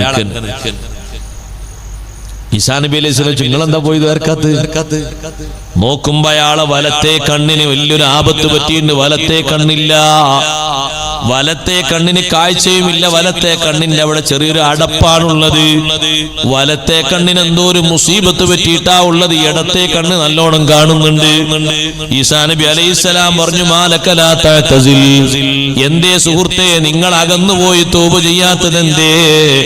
ആ ചെറുപ്പക്കാരൻ പറഞ്ഞു, യാ റൂഹല്ലാഹ് മാഅസിതുല്ലാഹ തുർഫത ഐൻ, ഒരു കണ്ണ് ചിമ്മുന്ന അത്ര പോലും ഞാൻ അല്ലാഹുവിന് ദോഷം ചെയ്തിട്ടില്ല. ഒരു കണ്ണിന്റെ ഇമ വെട്ടുന്ന അത്ര ചെറിയ തെറ്റുപോലും ഞാൻ അള്ളാഹുവിനോട് ചെയ്തിട്ടില്ല. അതുകൊണ്ടാണ് ഞാൻ ഇങ്ങനെ നിൽക്കുന്നത്. എന്റെ വലത്തെ കണ്ണുകൊണ്ട് അവിചാരിതമായി ഒരു പെണ്ണിന്റെ കാൽപാദത്തിലേക്ക് ഞാൻ ഒരിക്കൽ നോക്കിപ്പോയി. അറിയാതെ സംഭവിച്ചതാണ്. അന്ന് ഞാൻ എന്റെ കണ്ണ് പറിച്ചെടുത്തു. ഇങ്ങനെ ഒരു പെണ്ണിന്റെ കാൽപാദത്തിലേക്ക് നോക്കുന്ന കണ്ണെനിക്ക് വേണ്ട. ഇന്ന് സഹോദരങ്ങളെ അങ്ങനെ ഒന്ന് ചിന്തിക്കുമ്പോ വലിയ ബേജാറല്ലേ? ഇന്ന് ആ നോട്ടത്തിനോ സ്പർശനത്തിനോ ദർശനത്തിനോ ഒരാൾക്കും പ്രശ്നമല്ലാതെ തോന്നുന്ന സമയമല്ലേ? റബ്ബ് സുബ്ഹാനഹു വ തആലയെ പേടിച്ചിട്ടല്ലേ കണ്ണ് ചൂഴ്ന്നെടുക്കുന്നത്? എന്റെ വലത്തെ കണ്ണ് ഞാൻ അങ്ങ് പറിച്ചെടുത്ത് കളഞ്ഞു. വലൗ നളർതു ഇലൈഹാ ബിൽ ഇസ്റാ, ഇടത്തെ കണ്ണുകൊണ്ടും ഞാൻ അങ്ങനെ നോക്കിയിരുന്നെങ്കിൽ ലഖലഅ്തുഹാ, ഇടത്തെ കണ്ണും ഞാൻ പറിച്ചു മാറ്റുമായിരുന്നു. ഇത് കേട്ടപ്പോ ബഹുമാനപ്പെട്ട ഈസാ നബി അലൈഹിസ്സലാം കരഞ്ഞുപോയി. ധാരാളം കരഞ്ഞിട്ട് അവിടുത്തെ താടിരോമങ്ങളൊക്കെ നനഞ്ഞുപോയി. എന്നിട്ട് പറഞ്ഞു ഫദ്ഉലനാ. നബിയായ ഈസാ നബി അലൈഹിസ്സലാം ആ ചെറുപ്പക്കാരനോട് പറയുന്നു, ഞങ്ങൾക്ക് വേണ്ടി നിങ്ങളൊന്ന് ദുആ ചെയ്യൂ. അൻത ഹഖു ബിദ്ദുആഇ മിന്നീ, എന്നെക്കാളും ദ്വാരക്കാൻ ബന്ധപ്പെട്ട ആള് നിങ്ങളാ. ഒരു കണ്ണുകൊണ്ട് അവിചാരിതമായൊരു നോട്ടം നോക്കിപ്പോയതിന് ഇത്രമാത്രം അല്ലാഹുവിനെ പേടിച്ച് ജീവിച്ച യുവാവാണ് നിങ്ങളെങ്കിൽ നിങ്ങൾ വലിയ സ്ഥാനമുള്ള ആളാണ്. ജനങ്ങളോട് മാറിപ്പോയി തൗബ ചെയ്യാൻ പറഞ്ഞപ്പോ നിങ്ങൾ മാത്രം ഈ മൈതാനത്ത് നിന്നു. ബാക്കിയുള്ളവരൊക്കെ തൗബക്ക് വേണ്ടി പോയി. നിങ്ങളൊരു തെറ്റും ചെയ്തിട്ടില്ല എന്ന് ഉറച്ചു പറഞ്ഞു. അവിചാരിതമായി സംഭവിച്ച തെറ്റിന് അല്ലാഹുവിനോടുള്ള പേടി കൊണ്ട് നിങ്ങൾ അപ്പോൾ തന്നെ പ്രതികാരം ചെയ്തു. നിങ്ങൾ ദ്വാരക്കൂ, ഞങ്ങൾ ആമീൻ പറയാം. ഈസാ നബി അലൈഹിസ്സലാമിന് എത്ര വലിയ സ്ഥാനമുള്ളത്, എത്രമാത്രം വലിയ ബഹുമാനമാണ് അള്ളാഹു നൽകിയിരിക്കുന്നത്. ഈസാ നബി അലൈഹിസ്സലാം പറയുന്നു ആ ചെറുപ്പക്കാരനോട്, നിങ്ങൾ ദ്വാരക്കി, നമ്മൾ ആമീൻ പറയാ. ആ സമയത്ത് ചെറുപ്പക്കാരൻ പറഞ്ഞു ഈസാ നബി അലൈഹിസ്സലാം പറഞ്ഞു, ഞാൻ വഹി കൊണ്ട് മഅസൂമാണ്. എനിക്ക് അല്ലാഹു കാവൽ നൽകിയിട്ടുണ്ട്, ഞാനൊരു തെറ്റും ചെയ്യൂല. അതേ സമയത്ത് നിങ്ങൾ മഅസൂമല്ലാത്ത രൂപത്തിൽ തന്നെ തെറ്റ് ചെയ്യാതെ ജീവിച്ച ആളായല്ലോ. ആ നിലക്ക് നിങ്ങൾക്ക് ബഹുമാനമുണ്ട്. യുവതീ യുവാക്കളെ, നമ്മളെ കൂട്ടത്തിൽ ഏറ്റവും ബഹുമാനമുള്ളവര് അവരാണ്. റബ്ബ് സുബ്ഹാനഹു വ തആലയെ പേടിച്ച് മാറി നിന്ന യുവതീ യുവാക്കളില്ലേ, അവരെ പോലെ ബഹുമാനമുള്ളവരാരാ? അവരെ പോലെ സ്ഥാനങ്ങളുള്ളവരാരാണ്? ഈസാ നബി അലൈഹിസ്സലാം ദ്വാരക്കാൻ പറഞ്ഞപ്പോ രണ്ടാമതും അപേക്ഷിച്ചപ്പോ ആ ചെറുപ്പക്കാരൻ മുന്നോട്ട് നിന്നു. രണ്ട് കൈയും ഉയർത്തിയിട്ട് പറഞ്ഞു, അല്ലാഹുമ്മ ഇന്നക ഖലഖതനാ വഖദ് അലിംത മാ നഅമലു മിൻ ഖബ്ലി അൻ തഖ്ലുഖനാ. റബ്ബേ, ഞങ്ങളെ എല്ലാവരെയും നീ സൃഷ്ടിച്ചു. ഞങ്ങളെ സൃഷ്ടിക്കുന്നതിന് മുമ്പ് തന്നെ ഞങ്ങൾ എന്തെല്ലാം ചെയ്യുമെന്ന് നിനക്കറിയാമല്ലോ. ഫലം യംനഉക ദാലിക അല്ലാ തഖ്ലുഖനാ, എന്നിട്ടും അതൊക്കെ അറിഞ്ഞിട്ടും ഞങ്ങളെ സൃഷ്ടിക്കുന്നതിന് നിനക്ക് തടസ്സമായി ഒന്നും ഉണ്ടായില്ലല്ലോ. ഫകമാ ഖലഖതനാ വതകഫൽത ബിഅർസാഖിനാ, ഞങ്ങളെ നീ സൃഷ്ടിച്ചതുപോലെ ഞങ്ങൾക്കുള്ള റിസ്ക് നീ ഏറ്റെടുത്തതുപോലെ ഫാർസിലിസ് സമാ അലൈനാ മിദ്റാറാ, ധാരാളം ഞങ്ങൾക്ക് മഴ തരൂ അല്ലാഹ്. ദ്വാർക്കുന്നത് ഈസാ നബി അലൈഹിസ്സലാം അല്ല, ഒരു തെറ്റും ചെയ്യാത്ത ചെറുപ്പക്കാരൻ മുന്നോട്ട് നിന്നിട്ടങ്ങ് ദ്വാർന്നപ്പോ ഈസാ നബി അലൈഹിസ്സലാം പറയാണ്, മാ ഖറജത്തിൽ കലിമത്തു താമ്മതൻ മിൻ ഫീഹി, അയാളെ നാവിൽ നിന്ന് ആ വചനം പുറത്തേക്ക് പൂർണ്ണമായി പുറപ്പെടുമ്പോഴേക്ക് മഴ ലഭിച്ചുപോയി. മരുഭൂമിയിൽ മാത്രമല്ല, ജനങ്ങൾ താമസിക്കുന്ന സ്ഥലങ്ങളിൽ മാത്രമല്ല, വനാന്തരങ്ങളിൽ വരെ മഴ വർഷിച്ചുപോയി. എത്ര വലിയ സ്ഥാനമാണ് ഈസാ നബി അലൈഹിസ്സലാം ആ ചെറുപ്പക്കാരന് നൽകിയത്. എന്തേ കാരണം? ആ ചെറുപ്പക്കാരൻ അല്ലാഹുവിനെ പേടിച്ച് ജീവിച്ചുപോയി. യുവതീ യുവാക്കളെ, നമ്മുടെ ആ യുവത്വത്തിന്റെ പ്രസരിപ്പുള്ള കാലമുണ്ടല്ലോ, റബ്ബിനെ പേടിച്ചാണ് നമ്മൾ കഴിയുന്നതെങ്കിൽ ആ കാലഘട്ടത്തിൽ അല്ലാഹു തആല തരുന്ന ബഹുമാനം പോലെ വേറൊരു ബഹുമാനമില്ല. ധൈര്യം വേണ്ടത് അപ്പോഴാണ്, തഖ്വക്ക് മൂർച്ച വേണ്ടത് അപ്പോഴാണ്, ഈമാനിന് ഊക്കുകൂടേണ്ടത് അപ്പോഴാണ്, ഈമാനികമായ വിഷയത്തിൽ മുന്നോട്ട് നിന്ന് ഉജ്ജ്വലമായി പ്രവർത്തിക്കേണ്ടത് അപ്പോഴാണ്. അതുകൊണ്ടാണല്ലോ ധൈര്യം അസ്ഹാബുൽ കഹ്ഫിന് കൂടുതൽ കിട്ടിയത്, ബഹുമാനം കൂടുതൽ കിട്ടിയത് യുവത്വത്തിന്റെ പ്രസരിപ്പിലാണ്.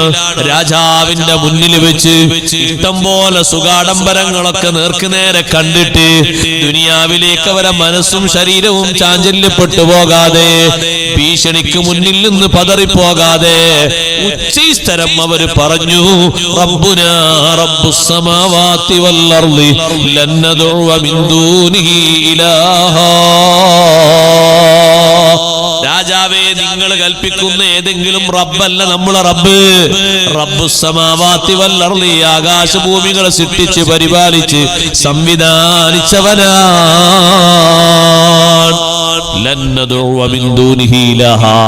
നിങ്ങൾ ഈ സങ്കല്പിക്കുന്ന ഏത് ദൈവങ്ങൾ ആരാധിക്കാൻ പറഞ്ഞാലും ഞങ്ങളെ കിട്ടൂല.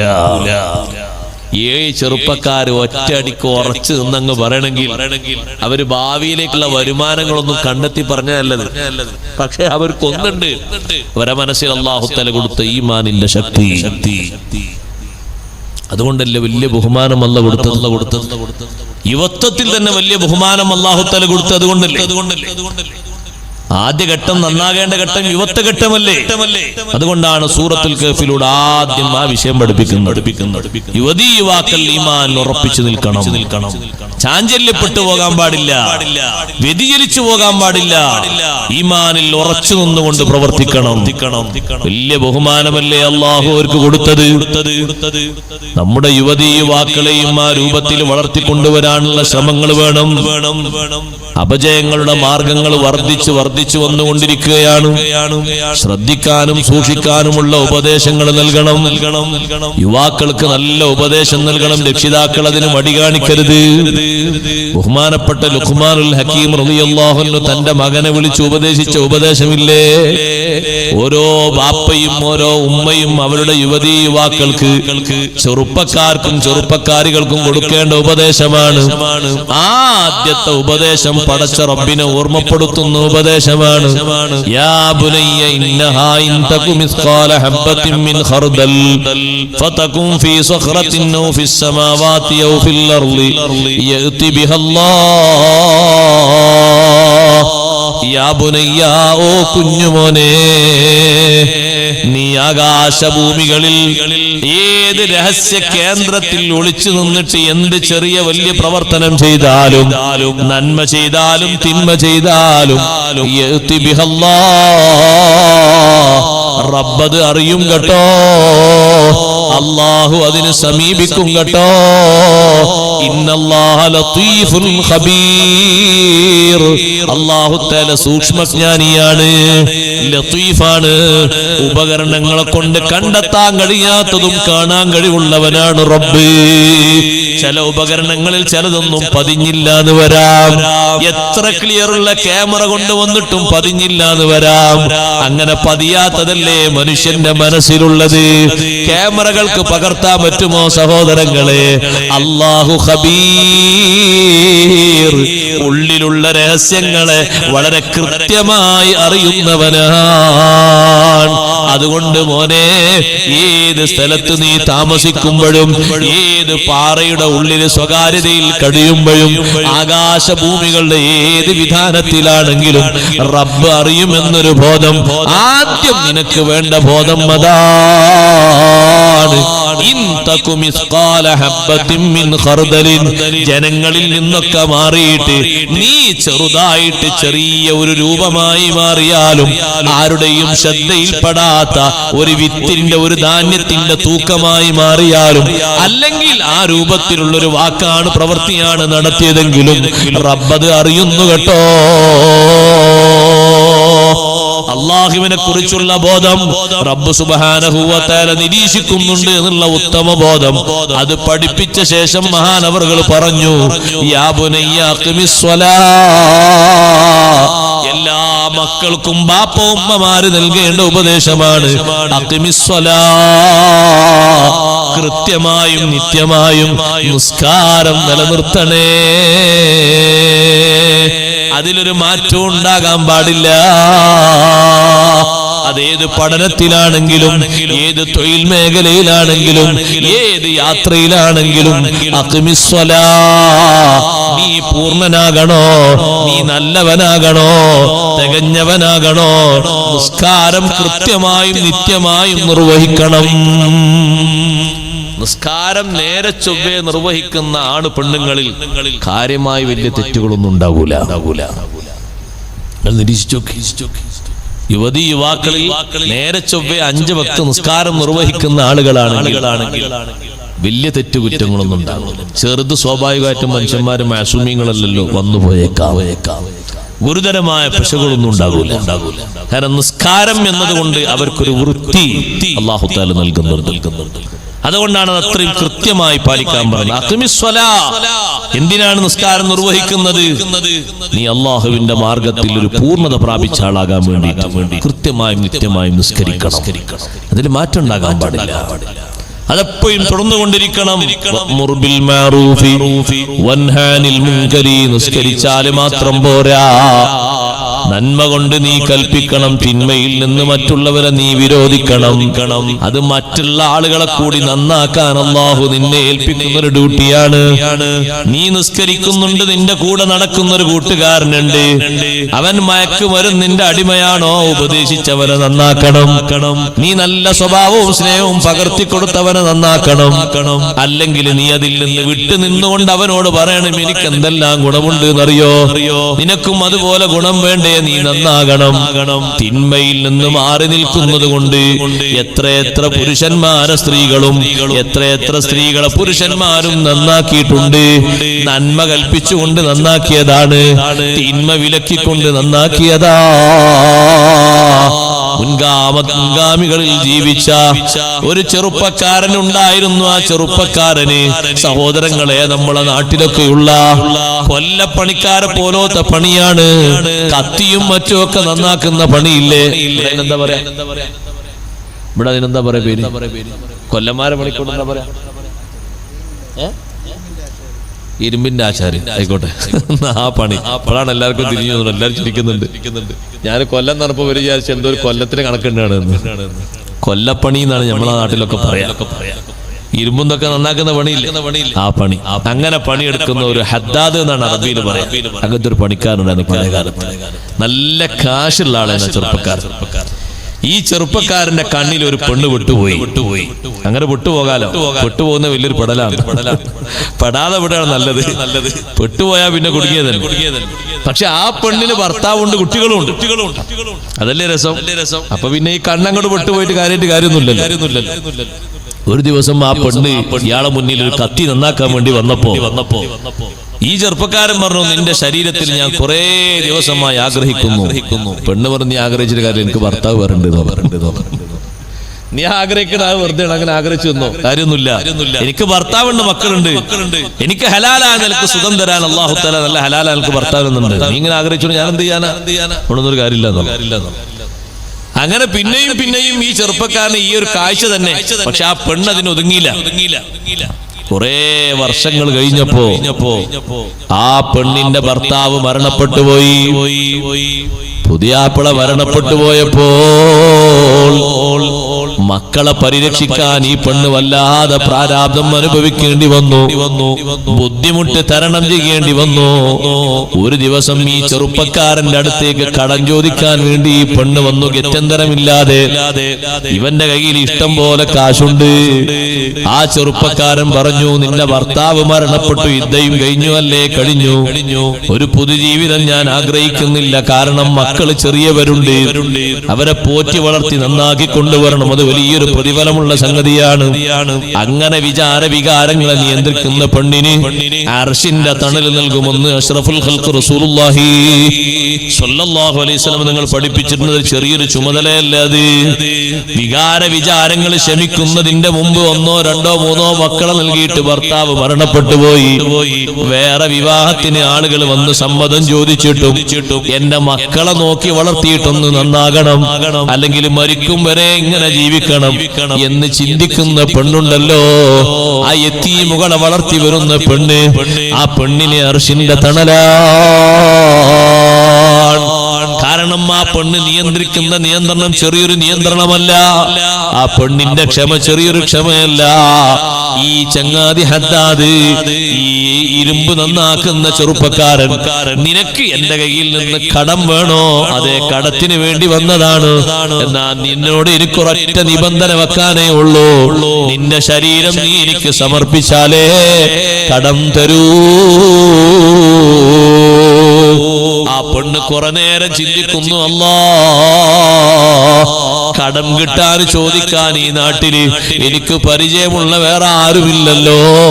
ഇയാള് പണം തന്നില്ലെങ്കിൽ എന്റെ മക്കള് പട്ടിണി കിടന്നു മരിച്ചു പോകുമല്ലോ. റബ്ബേ, ഞാൻ എന്താണ് ചെയ്യേണ്ടത്?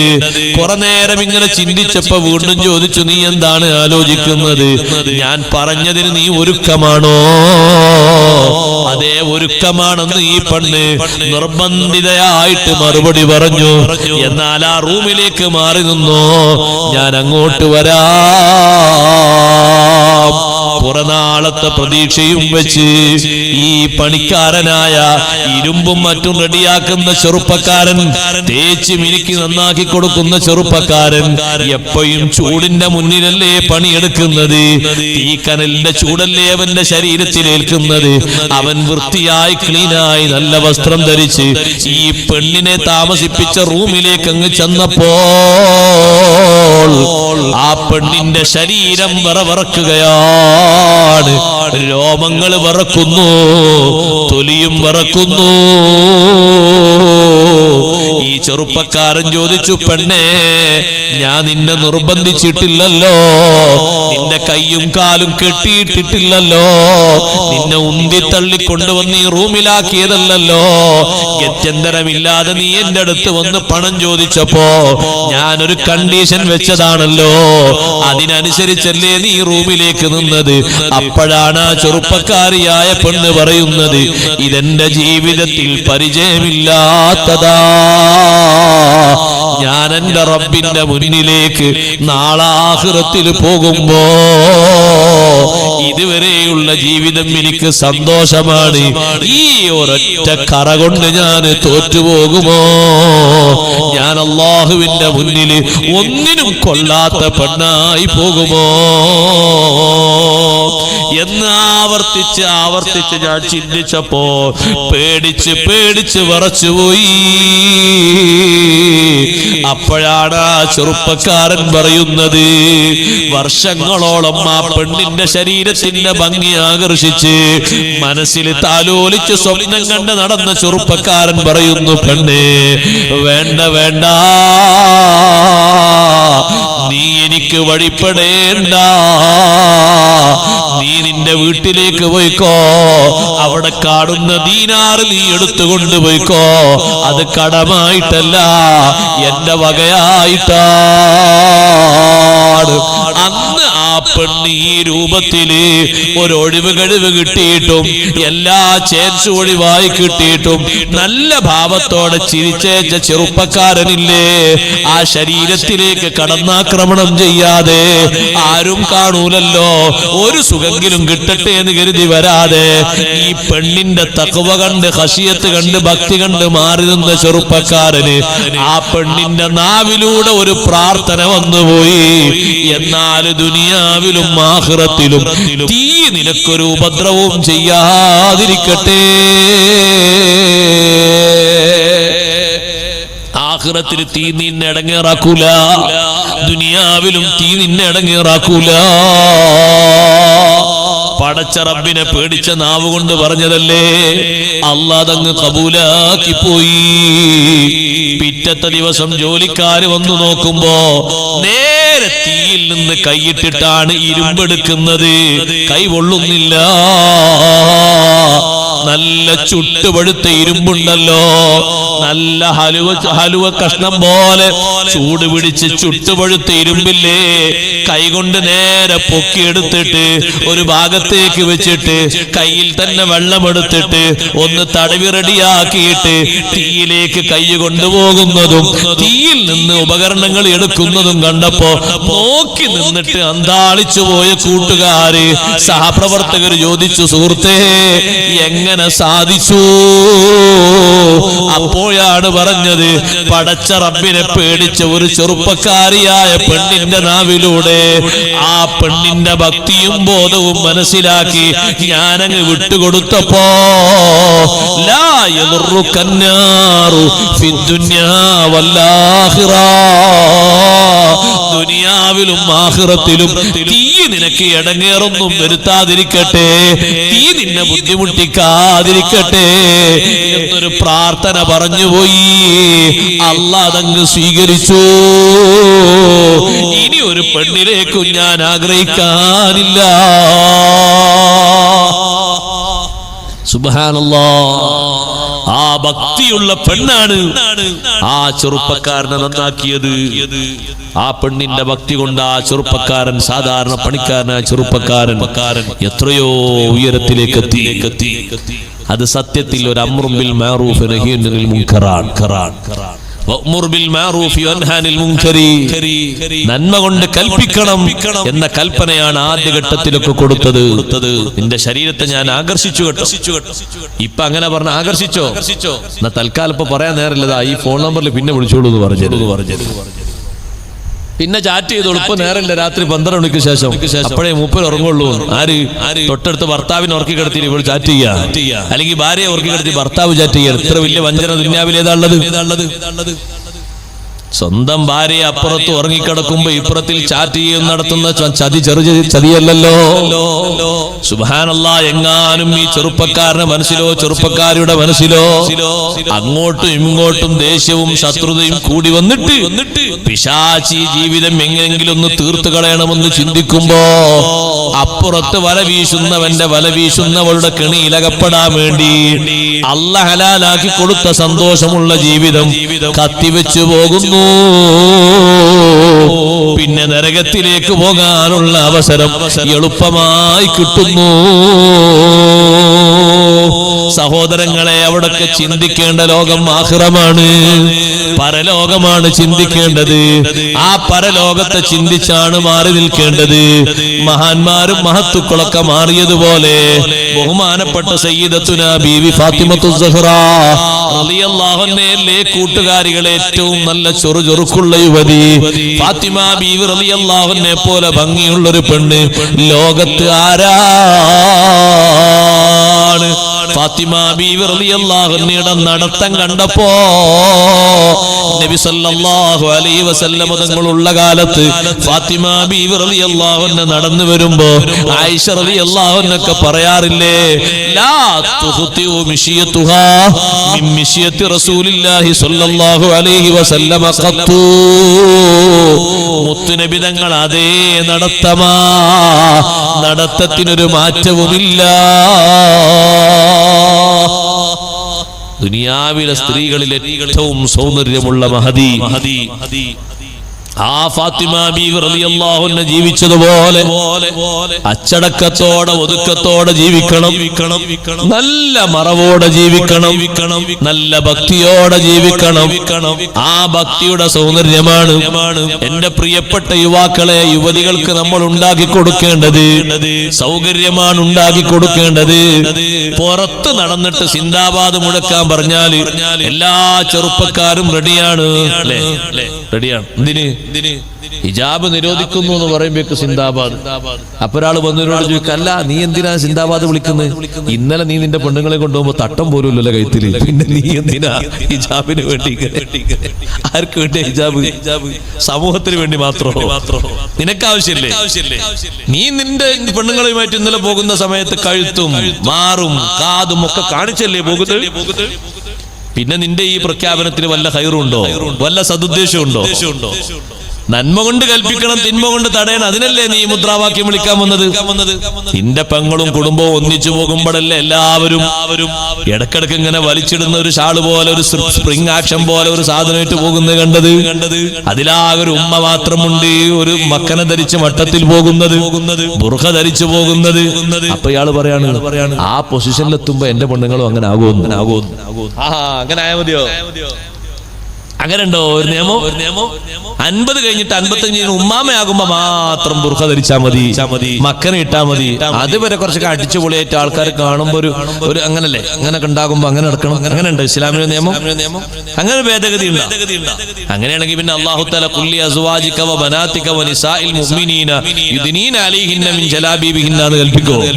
മുത്തനബി തങ്ങളോട് പറഞ്ഞു, അവിടുത്തെ പത്നിമാരോട് പറയണം. ആ പത്നിമാരുടെ കൂട്ടത്തിലെ ഏറ്റവും പ്രായം കുറഞ്ഞ മഹദിയല്ലേ ബീവി ആയിഷ റളിയല്ലാഹു അൻഹാ. തങ്ങൾ വഫാത്താകുമ്പോ 18 വയസ്സല്ലേ ആയിഷ ബീവി റളിയല്ലാഹു അൻഹക്കുള്ളൂ. ആ ഭാര്യമാരോട് പറയണം, പെൺമക്കളോട് പറയണം. എത്ര ചെറിയ പ്രായമുള്ള പെൺമക്കളാ നബി സല്ലല്ലാഹു അലൈഹി വസല്ലം തങ്ങളുടെ പെൺമക്കള്. വനിസാഇൽ മുഅ്മിനീൻ, ലോകത്തുള്ള എല്ലാ മുഅ്മിനീങ്ങളായ സ്ത്രീകളോടും പറയണം, യുദ്നീന അലൈഹിന്ന മിൻ ജലാബീബിഹിന്ന, അവരുടെ തട്ടം ധരിച്ചിട്ട് ബാക്കിയുള്ള ഭാഗങ്ങള്, അവരുടെ തട്ടം ധരിച്ചിട്ടുള്ള ബാക്കിയുള്ള ഭാഗങ്ങള് തായോട്ട് താഴ്ത്തിയിടണം എന്ന് പറയുന്നതിന് പകരം ജിൽബാബ് തായോട്ട് താഴ്ത്തിയിടണം. ജിൽബാബ് എന്ന് പറഞ്ഞ ആർക്കും തിരിയാത്തുണ്ടോ? ജിൽബാബ് ഖുർആൻ അതേ ഭാഷയല്ലേ പറഞ്ഞത്? ജലാബീബ്, ജിൽബാബ്, മുഖമൂടി, മുഖമ്മറ. അത് തായോട്ട് ഇങ്ങനെ താഴ്ത്തിയിടണം. മേലോട്ട് പൊക്കിടാൻ പറ്റുന്നതാണിത്. തായോട്ട് താഴ്ത്തിയിടണം. യുദ്നീന അലൈഹിന്ന മിൻ ജലാബീബിഹിന്ന, നല്ലവരാണ് അറിയപ്പെടാനുള്ള അടയാളമാണ്. മറ്റുള്ളവർ ശല്യം ചെയ്യാതിരിക്കാനുള്ള അടയാളമാണ്. ശല്യം ചെയ്യാതിരിക്കാനുള്ള അടയാളം ഇത് കാണുന്നവരല്ലേ ഒന്ന് സംസാരിക്കാനും ഒന്ന് ഫോട്ടോ എടുക്കാനും നമ്പർ പരതാനൊക്കെ തോന്നുക. കാണുമ്പോ ഒന്ന് ഫോട്ടോ എടുക്കും. പിന്നെ ആ ഫോട്ടോ എന്താ പറയല്, ഇൻസ്റ്റാഗ്രാമോ എന്തൊക്കെ ഗ്രാമുണ്ട്, അതിൽ അയച്ചു കൊടുക്കുമ്പോ തപ്പി തരേണ്ട നമ്പർ കിട്ടുമ്പോ പിന്നാലെ കൂടിയാൽ പിന്നെ മുന്നിലും പിന്നിലും ഒക്കെ ആളായി മാറി. പിന്നെ മറ്റേ ആളെ തട്ടി. പിന്നെ പെണ്ണ് പറയും, നിങ്ങൾ എന്നെ തൊലാക്കുന്നില്ലെങ്കിൽ ഞങ്ങളെ ഫുൽ ചെയ്യാണ് എന്ന് പറയും. ലാസ്റ്റ് കണ്ടെത്തുന്ന മാർഗാണ്. കുട്ടികൾ 2 ഫുൽ ചെയ്ത് ജീവിതം മടുത്തു. അപ്പൊ മറ്റേ ആള് പറഞ്ഞു, ഞാൻ നേരത്തെ നിന്നെ കണ്ടപ്പോ നല്ല ഭംഗി ഉണ്ടായിരുന്നു, ഇപ്പൊ ഭംഗിയില്ല, നിന്നെ എനിക്ക് വേണ്ട. അപ്പൊ ആദ്യത്തും പോയി, അർത്ഥാന്തും പോയി, കടിച്ചതും പോയി, പിടിച്ചതും പോയി എന്ന് പറയില്ലേ, അതേ രൂപത്തിൽ. അതിന്റെ ഒക്കെ കാരണം എന്താ?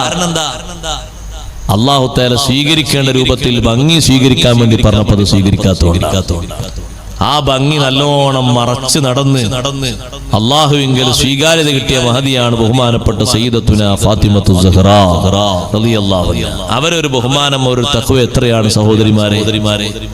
ചുരുങ്ങിയ വയസ്സ് മാത്രം ജീവിച്ച് വഫാത്തായി പോകുന്ന ഫാത്തിമ ബീവി റളിയല്ലാഹു അൻഹാ, അഷ്റഫുൽ ഖൽഖ് റസൂലുള്ളാഹി സ്വല്ലല്ലാഹു അലൈഹി വസല്ലം തങ്ങൾ വഫാത്തായ ശേഷം 6 മാസം മാത്രം ജീവിച്ച മഹദി, ആ 6 മാസത്തിൽ ആകെ ഒറ്റ പ്രാവശ്യമാണ് ചിരിച്ചത്.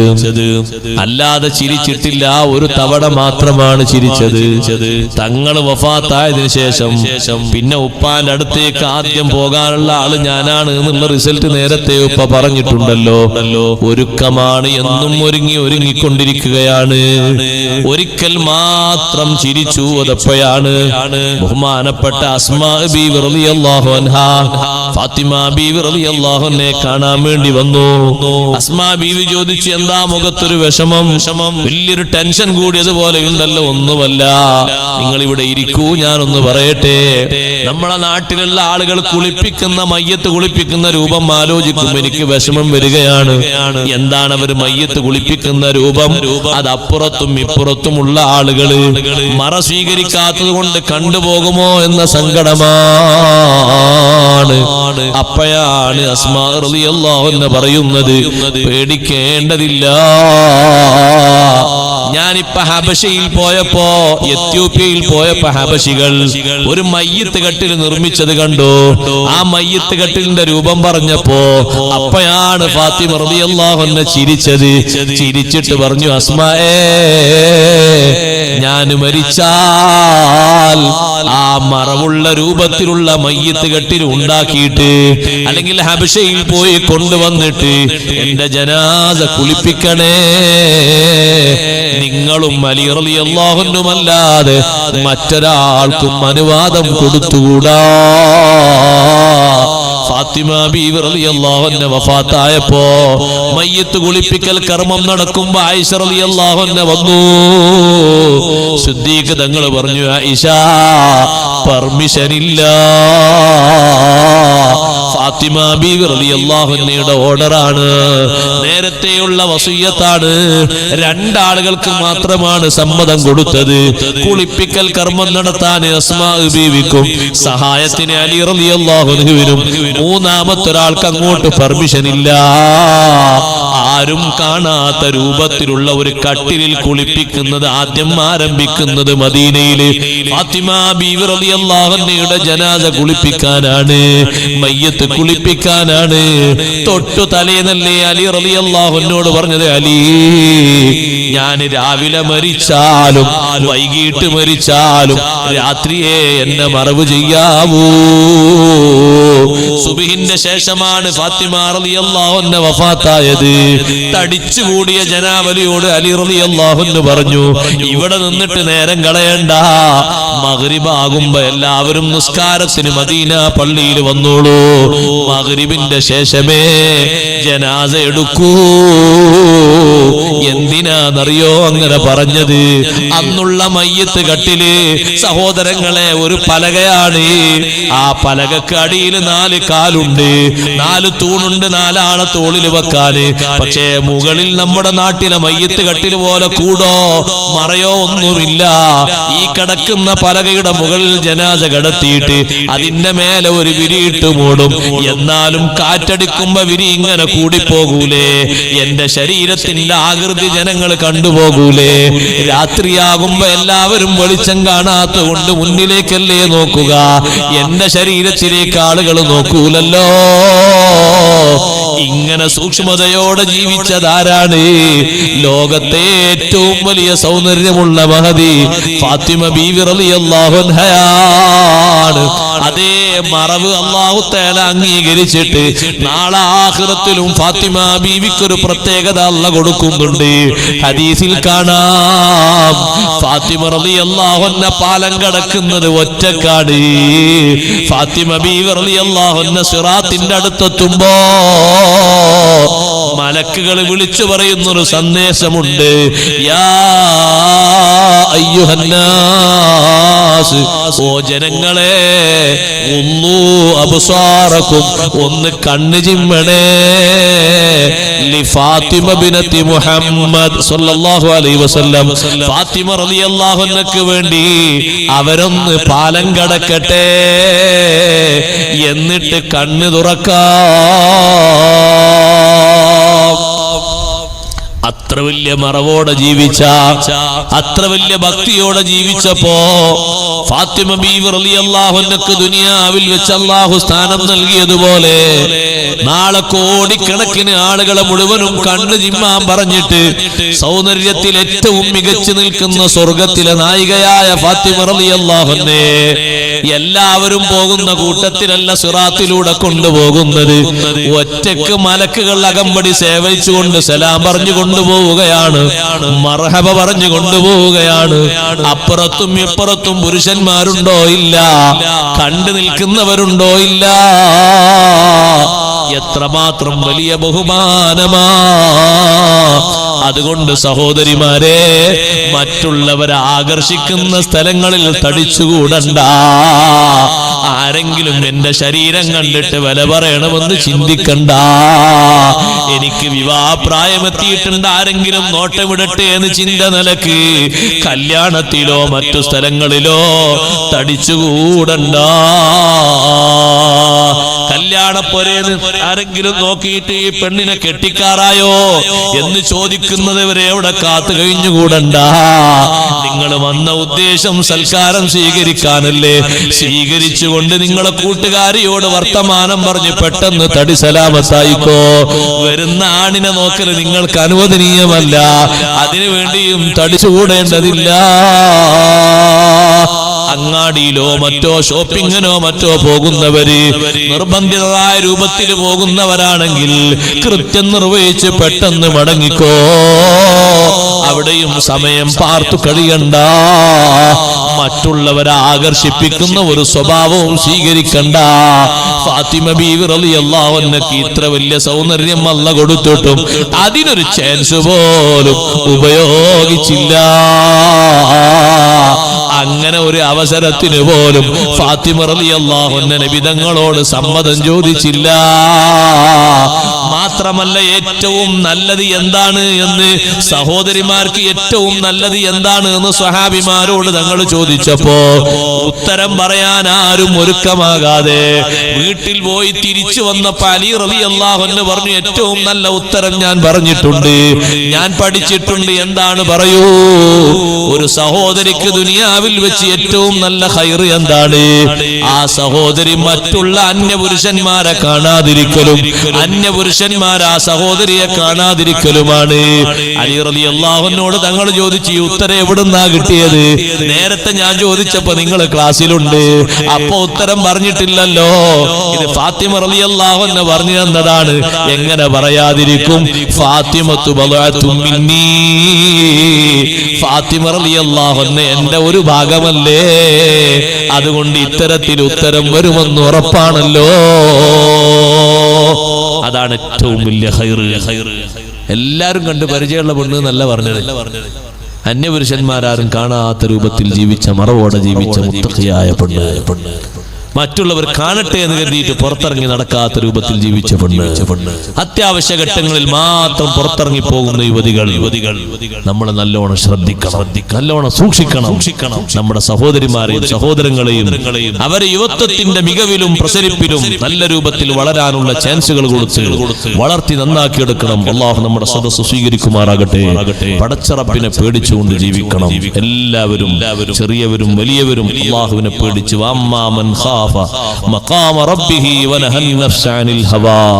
റബ്ബിന്റെ മുന്നിൽ പോയി നിൽക്കേണ്ടവരാണ് എന്ന ഉത്തമ ബോധത്തോടെ ആ ഒരു മഖാമു റബ്ബിഹി, ഹിസാബ് പറയേണ്ട മഖാമ്, നമ്മൾ തന്നെ എഴുതിയ കിതാബ് വായിക്കുന്ന മഖാം. വേറെ ആരും എഴുതിയ കിതാബല്ല, നമ്മൾ എഴുതിയൊരു കിതാബുണ്ട്. ഇഖ്റ കിതാബക്, നീ എഴുതിയ കിതാബില്ല, അതൊന്ന് വായിക്കൂന്ന് പറയൂന്ന് പറയും. നമ്മൾ സ്വന്തം എഴുതിയത് ഈ വിരല് പേനയാക്കി പിടിച്ച് എഴുതിയൊരു കിതാബുണ്ട്. ആ കിതാബ് വായിക്കാൻ പറയും എല്ലാരോടും. നിനക്ക് വിചാരണ നടത്താൻ നീ എഴുതിയത് തന്നെ മതി. മലക്കുകൾ എഴുതിയതൊക്കെ അവിടെ നിൽക്കട്ടെ, ആദ്യം നീ എഴുതിയതൊന്ന് വായിക്കും. അപ്പൊ സന്തോഷമുള്ളത് വായിക്കണം. സന്തോഷിക്കാൻ പറ്റാത്തതൊക്കെ വായിക്കാൻ പറ്റാത്ത രൂപത്തിൽ മായ്ച്ചു കളഞ്ഞ രൂപത്തിലാകണം. മുഅ്മിനായ മനുഷ്യൻ ചോദിക്കും, പഠിച്ചവനെ ഇവിടെ വായിക്കാൻ കിട്ടാത്ത കുറെ ഉണ്ടല്ലോ. ഹദീസിൽ കാണാം, വായിക്കാൻ കിട്ടാത്ത കുറെ ഉണ്ടല്ലോ. അങ്ങനെ ഉണ്ടല്ലോ, ചിലത് വായിക്കാൻ കിട്ടൂല. ഇങ്ങനെ അക്ഷരങ്ങൾ ഉണ്ടാകും, വായിക്കാനാണെങ്കിൽ അക്ഷരം തിരിയുന്നില്ല. അല്ലാഹു തആല പറയാം, അതെന്താണെന്നറിയോ? അത് നിന്നിൽ നിന്ന് സംഭവിച്ച തെറ്റുകുറ്റങ്ങളാണ്. പക്ഷേ നീ മാപ്പ് ചെയ്ത് നന്നായതുകൊണ്ട് ഉത്തമ ബോധത്തോടെ മാറിയതുകൊണ്ട് മറ്റുള്ളവർ കാണാതെയാണ് നീ അത് ചെയ്തതെങ്കിലും ഇവിടെ ആരെ മുന്നിലും വെളിവാക്കാതെ ഞാനത് മായ്ച്ചു കളഞ്ഞതാണ്. റഹീമീനായ റബ്ബ് അവന്റെ റഹ്മത്ത് കൊണ്ട് നമ്മളെ തെറ്റുകളൊക്കെ അല്ലാഹു മായ്ച്ചു തരട്ടെ. അള്ളാഹുവിന്റെ അടുക്കലല്ലേ മായ്ക്കുന്ന ഗ്രന്ഥങ്ങളും മറ്റൊക്കെ ഉള്ളത്. അള്ളാഹു അത് മായ്ച്ചു തരുമാറാകട്ടെ. നല്ല നിലക്ക് അല്ലാഹുവിനെ പേടിച്ച് ജീവിക്കാനുള്ള കഴിവ് അള്ളാഹു നമുക്ക് ഏറ്റിത്തരട്ടെ. സൗകര്യങ്ങളും സംവിധാനങ്ങളൊക്കെ വരുമ്പോ പേടി കുറഞ്ഞു പോകും. ജീവിക്കാനൊക്കെ ആയല്ലോ, സുഖത്തോടെ നടക്കാനുള്ള സംവിധാനങ്ങളൊക്കെ ആയല്ലോ, അങ്ങനെ ചിന്തിക്കരുത്. പടച്ച റബ്ബിനെ പേടിക്കണം. എത്ര സൗകര്യങ്ങൾ കൂടിയാലും എത്ര സംവിധാനങ്ങൾ കൂടിയാലും അള്ളാഹുവിനെ കുറിച്ചുള്ള ഒരു ഭക്തി അത് മുഅ്മിനായ മനുഷ്യന് എപ്പോഴും ഉണ്ടാകേണ്ട ഒന്നാണ്. പേടി ഉണ്ടാകേണ്ടത്. ആ പേടിയുടെ അടയാളം എന്താണ്? വനഹൻ നഫ്സ അനിൽ ഹവാ, വനഹൻ നഫ്സ അനിൽ ഹവാ. സ്വന്തം ശരീരത്തെ അനാവശ്യങ്ങളിൽ നിന്ന് അകറ്റി നിർത്തി, തടഞ്ഞു നിർത്തി. ഫഇന്നൽ ജന്നത ഹിയൽ മഅവാ, സ്വർഗം അവന്റെ വാസസ്ഥലമാണ്. സ്വർഗം ആർക്കാണെന്ന് പറഞ്ഞപ്പോഴും അല്ല പറഞ്ഞ ഉത്തരം എങ്ങനെയാണ്? ദാലിക ലിമൻ ഖശിയ റബ്ബാ. ആർക്കാണ് സ്വർഗം? ഈ സംവിധാനങ്ങളൊക്കെ ഉള്ള സ്വർഗാർക്കാണ്? പടച്ചോനെ പേടിച്ച് ജീവിച്ചവർക്കാണ് എന്നല്ലേ ഉത്തരം പറഞ്ഞത്. ഒറ്റ വാക്കിൽ പറഞ്ഞ ഉത്തരം അതല്ലേ? അല്ലാഹുവിനെ പേടിയുണ്ട് എന്നുള്ളതിന് തെളിവാണത്. സാൻമാർഗിക മാർഗങ്ങളിലേക്കൊന്നും പോകാതെ നമ്മുടെ ശരീരത്തെയും നമ്മുടെ യുവത്വത്തെയും നമ്മുടെ ആയുഷ്കാലത്തെയും നല്ല രൂപത്തിൽ രക്ഷിച്ച് മുന്നോട്ട് കൊണ്ടുപോകാനുള്ള കഴിവ് അല്ലാഹു നമുക്ക് ഏറ്റിത്തരട്ടെ. മഹാന്മാരുടെ പേടി കണ്ടിട്ടില്ലേ? എത്രമാത്രം വലിയ പേടിയാണ് അവര്. ബഹുമാനപ്പെട്ട മൻസൂർ ബിൻ അമ്മാർ റളിയല്ലാഹു അൻഹു പറയുന്നു, ഒരു രാത്രിയിൽ ഞാൻ പുറത്തിറങ്ങി ഞാൻ അങ്ങനെ നടക്കാൻ ആഗ്രഹിച്ചു. ഞാൻ അങ്ങനെ നടന്ന് സുബ്ഹിയായി പോയി. സുബ്ഹിയായപ്പോൾ ഒരു ചെറിയ വീട് കണ്ടു. ആ വീട്ടിന്റെ ഉള്ളിൽ ഒരു ചെറുപ്പക്കാരൻ കരയുന്ന ശബ്ദം കേട്ടു. ആ ചെറുപ്പക്കാരൻ വീട്ടിന്റെ ഉള്ളിൽ വെച്ച് പറയുന്നുണ്ട്, വഇസ്സതിക വജലാലിക മാ അറത്തു ബിമഅസിയതി ഇയാക ബിമുഖാലഫതിക. അല്ലാഹുവേ, ഞാൻ തെറ്റ് ചെയ്തതുകൊണ്ട് നിന്നോട് എതിർക്കലൊന്നും എന്റെ ലക്ഷ്യമല്ല. ഞാൻ തെറ്റ് ചെയ്തു പോയി. വമാ അന ബികലാമിക ജാഹിലുൻ, നിന്റെ കലാമ് ഞാൻ അറിയാത്തവനല്ല. തെറ്റ് ചെയ്യരുത് എന്ന് നീ പറഞ്ഞത് എനിക്ക് നിശ്ചയമില്ലാത്തത് കൊണ്ടല്ല. വലാലി ഉഖൂബതിക മുതഅർരിദുൻ, നിന്റെ ശിക്ഷയിലേക്ക് സന്നദ്ധമായി കൊണ്ട് ചെയ്ത തെറ്റുമല്ല. റബ്ബേ, വലാ ബിനളിക മുസ്തഖിഫിൻ, നിന്റെ നോട്ടം ഉണ്ടെന്ന് ഉള്ള തീരുമാനം അവഗണിച്ചുകൊണ്ട് ചെയ്തതും അല്ല. പിന്നെയോ വലാകിൻ സവ്വലത് ലീ നഫ്സി, എന്റെ ശരീരം എനിക്ക് അങ്ങനെ തോന്നിപ്പിച്ചു പോയി. വഗലബത്നി ശഖ്വതി, എന്റെ പരാജയം എന്നെ മറികടന്നു പോയി. അല്ലാഹ്, അതുകൊണ്ട് നിന്റെ അദാബിൽ നിന്ന് എന്നെ രക്ഷപ്പെടുത്തുന്നതാരാണ്? നീ അല്ലാതെ രക്ഷപ്പെടുത്താൻ മറ്റാരുമില്ലല്ലോ. സുബ്ഹി നിസ്കാരം കഴിഞ്ഞൊരു ചെറുപ്പക്കാരൻ കരഞ്ഞു പറയുന്നത് മൻസൂർ ബിൻ അമ്മാർ റളിയല്ലാഹു അൻഹു കേട്ടപ്പോ നീണ്ട ദുആ നടത്തുന്ന സമയത്ത് മഹാനവറുകൾ പറയാണ്, ഞാനൊരൊറ്റ ആയത്ത് അയാളെ വീട്ടിന്റെ ഇപ്പുറത്ത് നിന്നുകൊണ്ട് ഞാനങ്ങ് ഓതിപ്പോയി. അഊദു ബില്ലാഹി മിനശ് ശൈത്വാനിർ റജീം, ബിസ്മില്ലാഹിർ റഹ്മാനിർ റഹീം, യാ അയ്യുഹല്ലദീന ആമനൂ ഖൂ അൻഫുസകും വഅഹ്ലീകും നാറാ വഖൂദുഹാ الناس والحجارة عليها ملائكة غلاظ شداد لا يعصون الله ما أمرهم ويفعلون ما يؤمرون. ഈ ആയത്ത് ഞാൻ ഒറ്റ തവണ ഓതി കേൾപ്പിച്ചപ്പോ വല്ലാതൊരൊച്ചപ്പാട് ഞാൻ ആ വീട്ടിന്റെ ഉള്ളിൽ നിന്ന് കേട്ടു. ഒരു ഭയങ്കര ശബ്ദം കേട്ടു.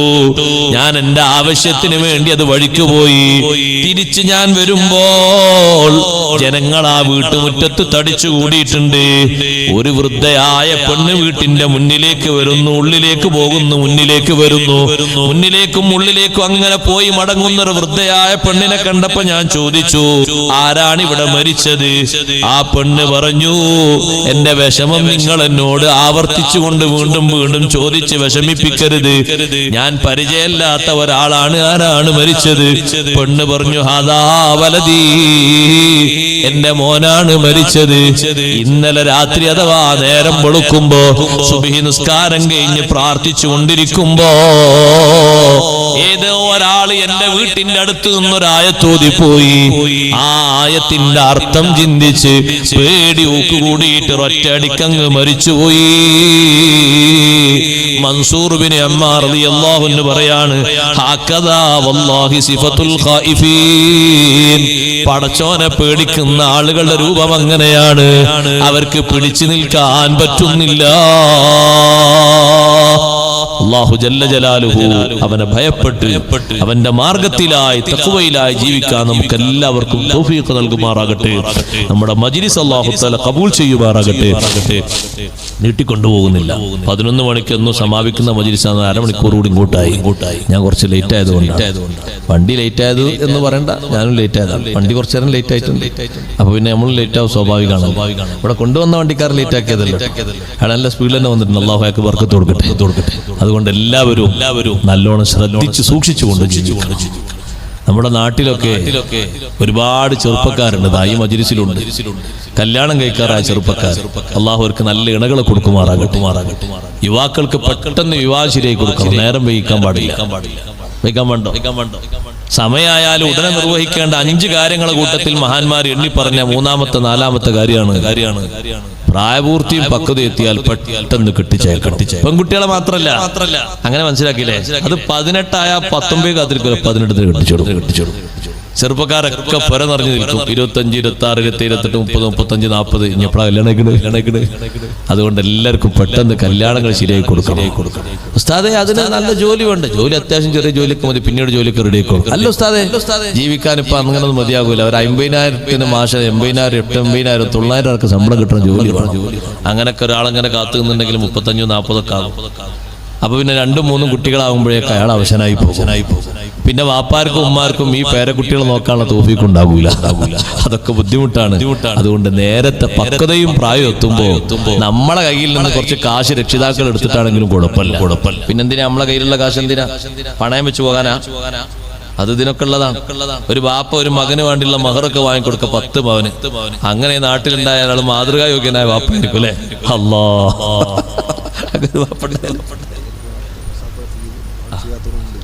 മതി. ഒരു ദിവസം ഒരു മുസാഫത്ത് അല്ലാഹു തആല നല്ല ബർക്കത്തുള്ള മജ്ലിസായി സ്വീകരിക്കട്ടെ. ബാക്കിയുള്ള മുസാഫത്തൊക്കെ ഇൻഷാ അല്ലാഹ് നാളെ മറ്റന്നാൾ നടക്കും. അപ്പൊ കൂട്ടത്തിലൊന്ന് പറഞ്ഞതാണ്. സമയമായാൽ ഉടനെ നിസ്കരിക്കണം എന്നല്ലേ കൂട്ടത്തിലൊന്ന്. അതേപോലത്തെ ഒന്നാണ് പ്രായവും പക്വത എത്തിയാൽ ഉടനെ കല്യാണം കഴിച്ചു. അലി റളിയല്ലാഹു അൻഹു എപ്പോഴാണ് കല്യാണം കഴിച്ച്? വയസ്സ് 21. അന്ന് ഒരു പൈസയും കയ്യിലില്ല. അല്ലല്ല, ഒരു കാശുമില്ല കയ്യില്. മഹറിന് പോലും കയ്യിൽ കാശില്ല എന്ന് പറഞ്ഞു റസൂലുള്ളാഹിനോട്. തങ്ങൾ എന്ത് പറഞ്ഞു? മോശങ്ങാക്കല്ലേ? എന്ത് പറഞ്ഞു? ഞാനൊരു ഒട്ടകം തരാം. നമ്മള് നമ്മളെ മകളെ കല്യാണം കഴിക്കാൻ വരുന്ന പുതിയാപ്പിളക്ക് കുറച്ച് പൈസ കൊടുക്കാം, മഹർ വാങ്ങാൻ, അല്ലെങ്കിൽ സഹായം ചെയ്തു കൊടുക്കാം. അതൊന്നും വേണ്ട. രക്ഷിതാക്കളുടെ കയ്യിൽ പണല്ലേ? ആ പണം എന്തിനാ? ആണ്ടിനും അതുപോലെ തന്നെ 40-നും 25-നും 15-നും വേണ്ടി കിട്ടിച്ചതാ. മക്കളെ സന്തോഷിപ്പിക്കാൻ, അവരെ കാര്യങ്ങൾ ഏറ്റെടുക്കാനാണ്. തങ്ങൾ ഒരു വാഹനം കൊടുത്തു, ഒട്ടകം. ഈ ഒട്ടകം ഉപയോഗിച്ചിട്ട് വലീമത്തിനും മഹറിനൊക്കെ ഉള്ള ചെലവുണ്ടാക്കിയുള്ളൂ എന്ന് പറഞ്ഞു. അലി റളിയല്ലാഹു അൻഹു ഒരാളെയും കൂട്ടി, കെട്ടുകഥ പറയല്ല, ഇമാം ബുഖാരി തങ്ങളുടെ സ്വഹീഹുൽ ഹദീസാ, മദീനയുടെ കുന്നിന്റെ മുകളിൽ പോയി പുല്ലെരിഞ്ഞു. നീളമുള്ള പുല്ല്. ആ പുല്ലെരിഞ്ഞ് മദീന മാർക്കറ്റിൽ കൊണ്ടുവന്ന് വിറ്റ്, അങ്ങനെയാണ് മഹറിനും കല്യാണ ചെലവിനുള്ള വകുപ്പുണ്ടാക്കി. അല്ല, മാസം 5000 ദിർഹം ശമ്പളം കിട്ടിയിട്ട് കല്യാണം അയച്ചത്. ഫാത്തിമ ബി റളിയല്ലാഹു അൻഹയ്ക്ക് വയസ്സ് 18. അങ്ങനെ നേരത്തെ തന്നെ കല്യാണം കഴിച്ചു.